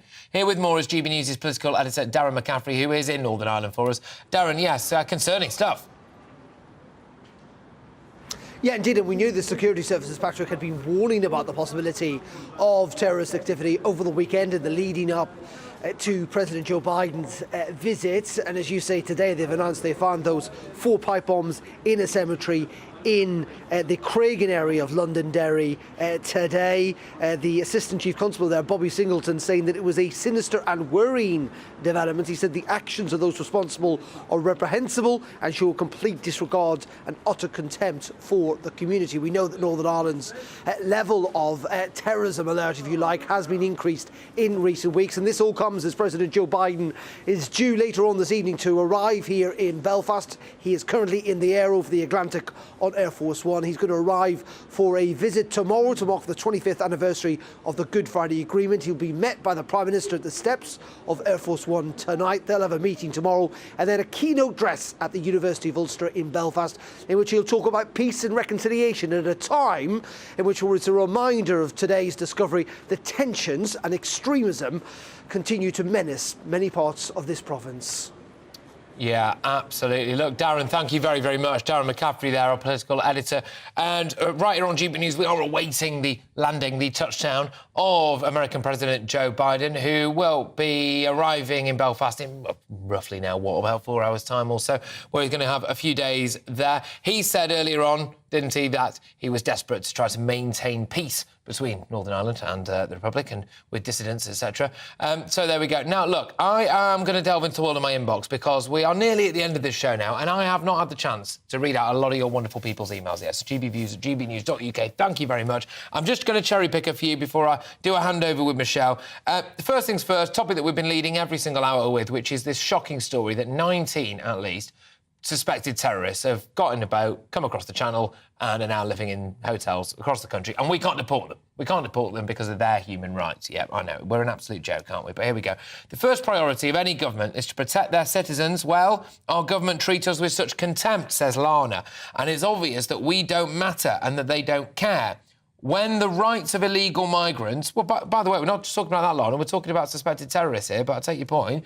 are above ours, something is very wrong. We are in a national security crisis. As has been echoed now by Paul, who says, "Hi, Patrick, loving your work." Cheers, Paul.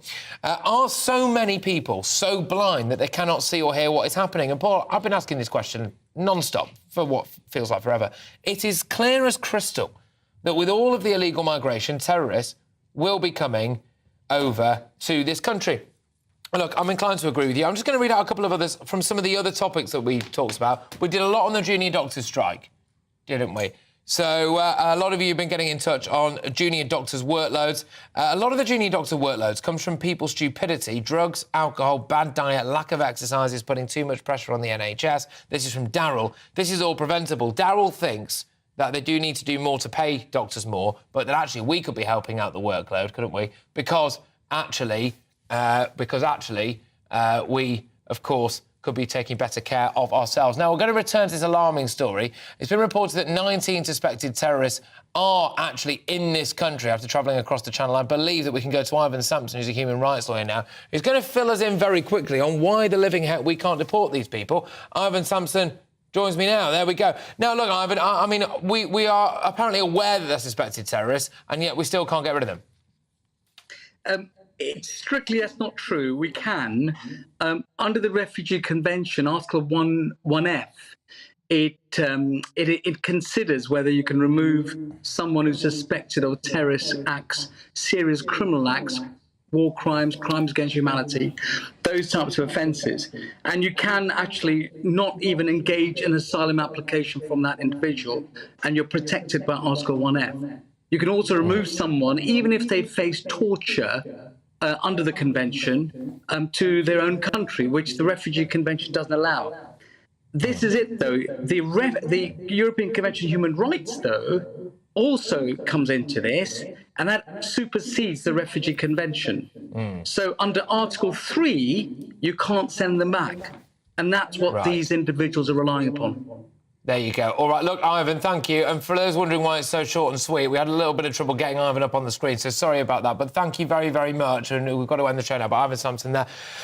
Just filling us all in as to why on earth we can't deport these people. Very quickly, Michelle is here. Michelle Dewberry with Jubes & Co. You're right. From Skegness. How was Skeggy? I had a great time. Skeg Vegas. Skeg Vegas. But I came a cropper because I was bursting on my Twitter account how lovely and sunny it was. And then the very next day, or on the Monday, should I say, absolutely teamed down. So it did work us up. Would you recommend Skeg Vegas? Yeah, I would. Yeah. I would. What's there? I mean, we'll gloss over the fact that some guy did actually get killed of my day of arrival. We'll gloss over that. What, where you were? Holiday goer on there, you know, with his family and all the rest of it. But no, I think it's absolutely lovely. I don't think it's great. I highly recommend it. I could be the tourist face of Skeg. You could. I wouldn't mention the death, though, if you were. But that's what I said, I'll gloss over that. Yeah, I didn't really get into it. But there's lots of strange goings-on while I've been away. I've been following the news and, of course, watching GB News. Tonight, I do want to pick up on that terror story that you've just been talking about. It's an absolute joke, isn't it? And I wonder now, these policies, are they actually putting the British public at risk? Well, they are, aren't they? That they are. The junior doctors, 35%. One of my panel tonight thinks that they absolutely should get 35% pay rise. So I'm interested in whether or not my viewers agree with that. And the weirdness of the Dalai Lama. Yeah, that Did you see that? Of course I saw it. I can't look away from it. It's one of those things, I couldn't not watch it, but at the same time, it made me want to, like, throw up and turn my skin inside out and jump in some salt. That's quite extreme.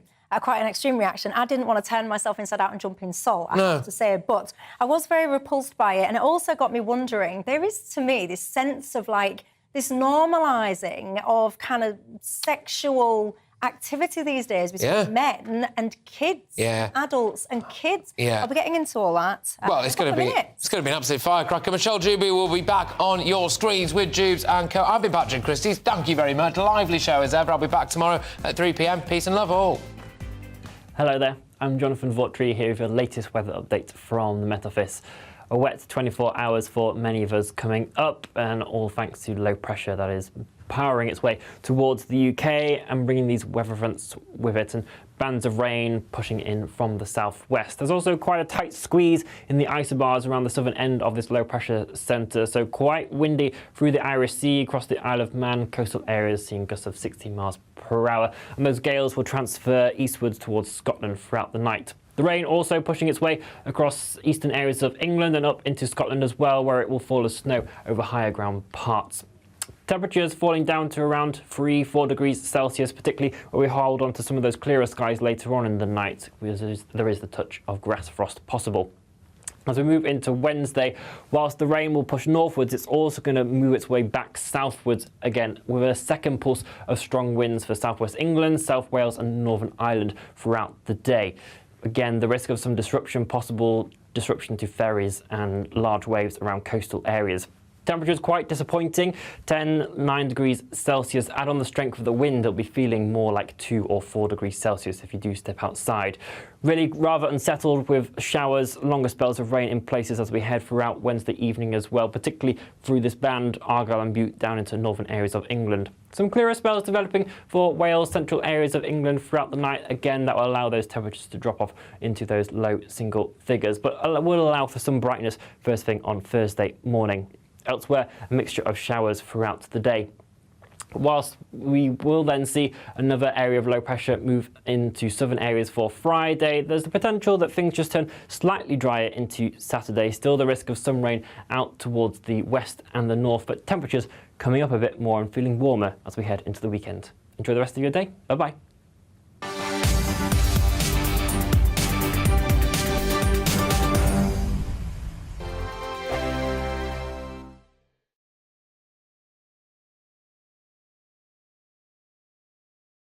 Monday to Thursday nights on GB News. At 6, it's Dubes & Co. 7 o'clock, Farage. At 8, join Jacob Rees-Mogg. And at 9, Dan Wootton Tonight, followed by Headliners. On TV, radio and online. This is GB News. First and foremost, I am a GB News fan, and I was before I was working here. Just love the fact that we're asking the questions that a lot of establishment media won't ask. With a bit of a twist, we not only want to inform you, but we want to keep you entertained. It's worth the drive because you get in and the team's all ready and waiting, they're itching to go, and it's a proper little family. GB News is the people's channel. It's the audience that makes the programme sing. We're giving our viewers and our listeners a voice. I see the thousands of your letters, tweets, emails, you name it, coming in. Britain is broken. How on earth did we get into this mess? But more importantly, how do we get out of it? The establishment had their chance. Now we're here to represent you. It's time for something different. It's time for GB News. I'm very patriotic. I believe in Britain. Our best days lie ahead. Britain's watching. Britain's watching. Join us here on GB News. The People's Channel. Britain's news channel. Join me, Patrick Christys, Monday to Friday, 3 till 6. We tackle the day's news agenda like you've never seen before. It's high tempo, high octane, the most controversial topics and the best guests. You will not be able to take your eyes and ears off it. I'm not afraid to ask the questions that you really want answered. 3 till 6 p.m, Monday to Friday on GB News, the People's Channel, Britain's news channel. GB News has its own late-night paper preview show, Headliners, where comedians take you through the next day's top news stories. You don't have to bother reading the newspaper, we've got it covered for you. Headliners, every night at 11 p.m. and repeated every morning at 5 a.m. We won't send you to sleep like some of the other paper review shows out there. GB News, the People's Channel, Britain's news channel. Join me, Camilla Tominey, on Sunday mornings from 9:30, taking the politicians to task and breaking out of SW1 to see how their decisions are affecting you across the UK. Bursting the Westminster bubble every Sunday morning, only on GB News, the People's Channel. Britain's watching. I'm Michael Portillo. Join me on GB News on a Sunday morning for topical discussion, debate, arts and culture, and sometimes even ethical dilemmas. I don't always agree with you, Michael. Michael Portillo, Sundays on GB News, the People's Channel, Britain's news channel. I'm Andrew Doyle. Join me at 7 o'clock every Sunday night for Free Speech Nation, the show where I tackle the week's biggest stories in politics and current affairs with the help of my two comedian panellists and a variety of special guests. Free Speech Nation, Sunday nights from 7 on GB News, the People's Channel, Britain's news channel.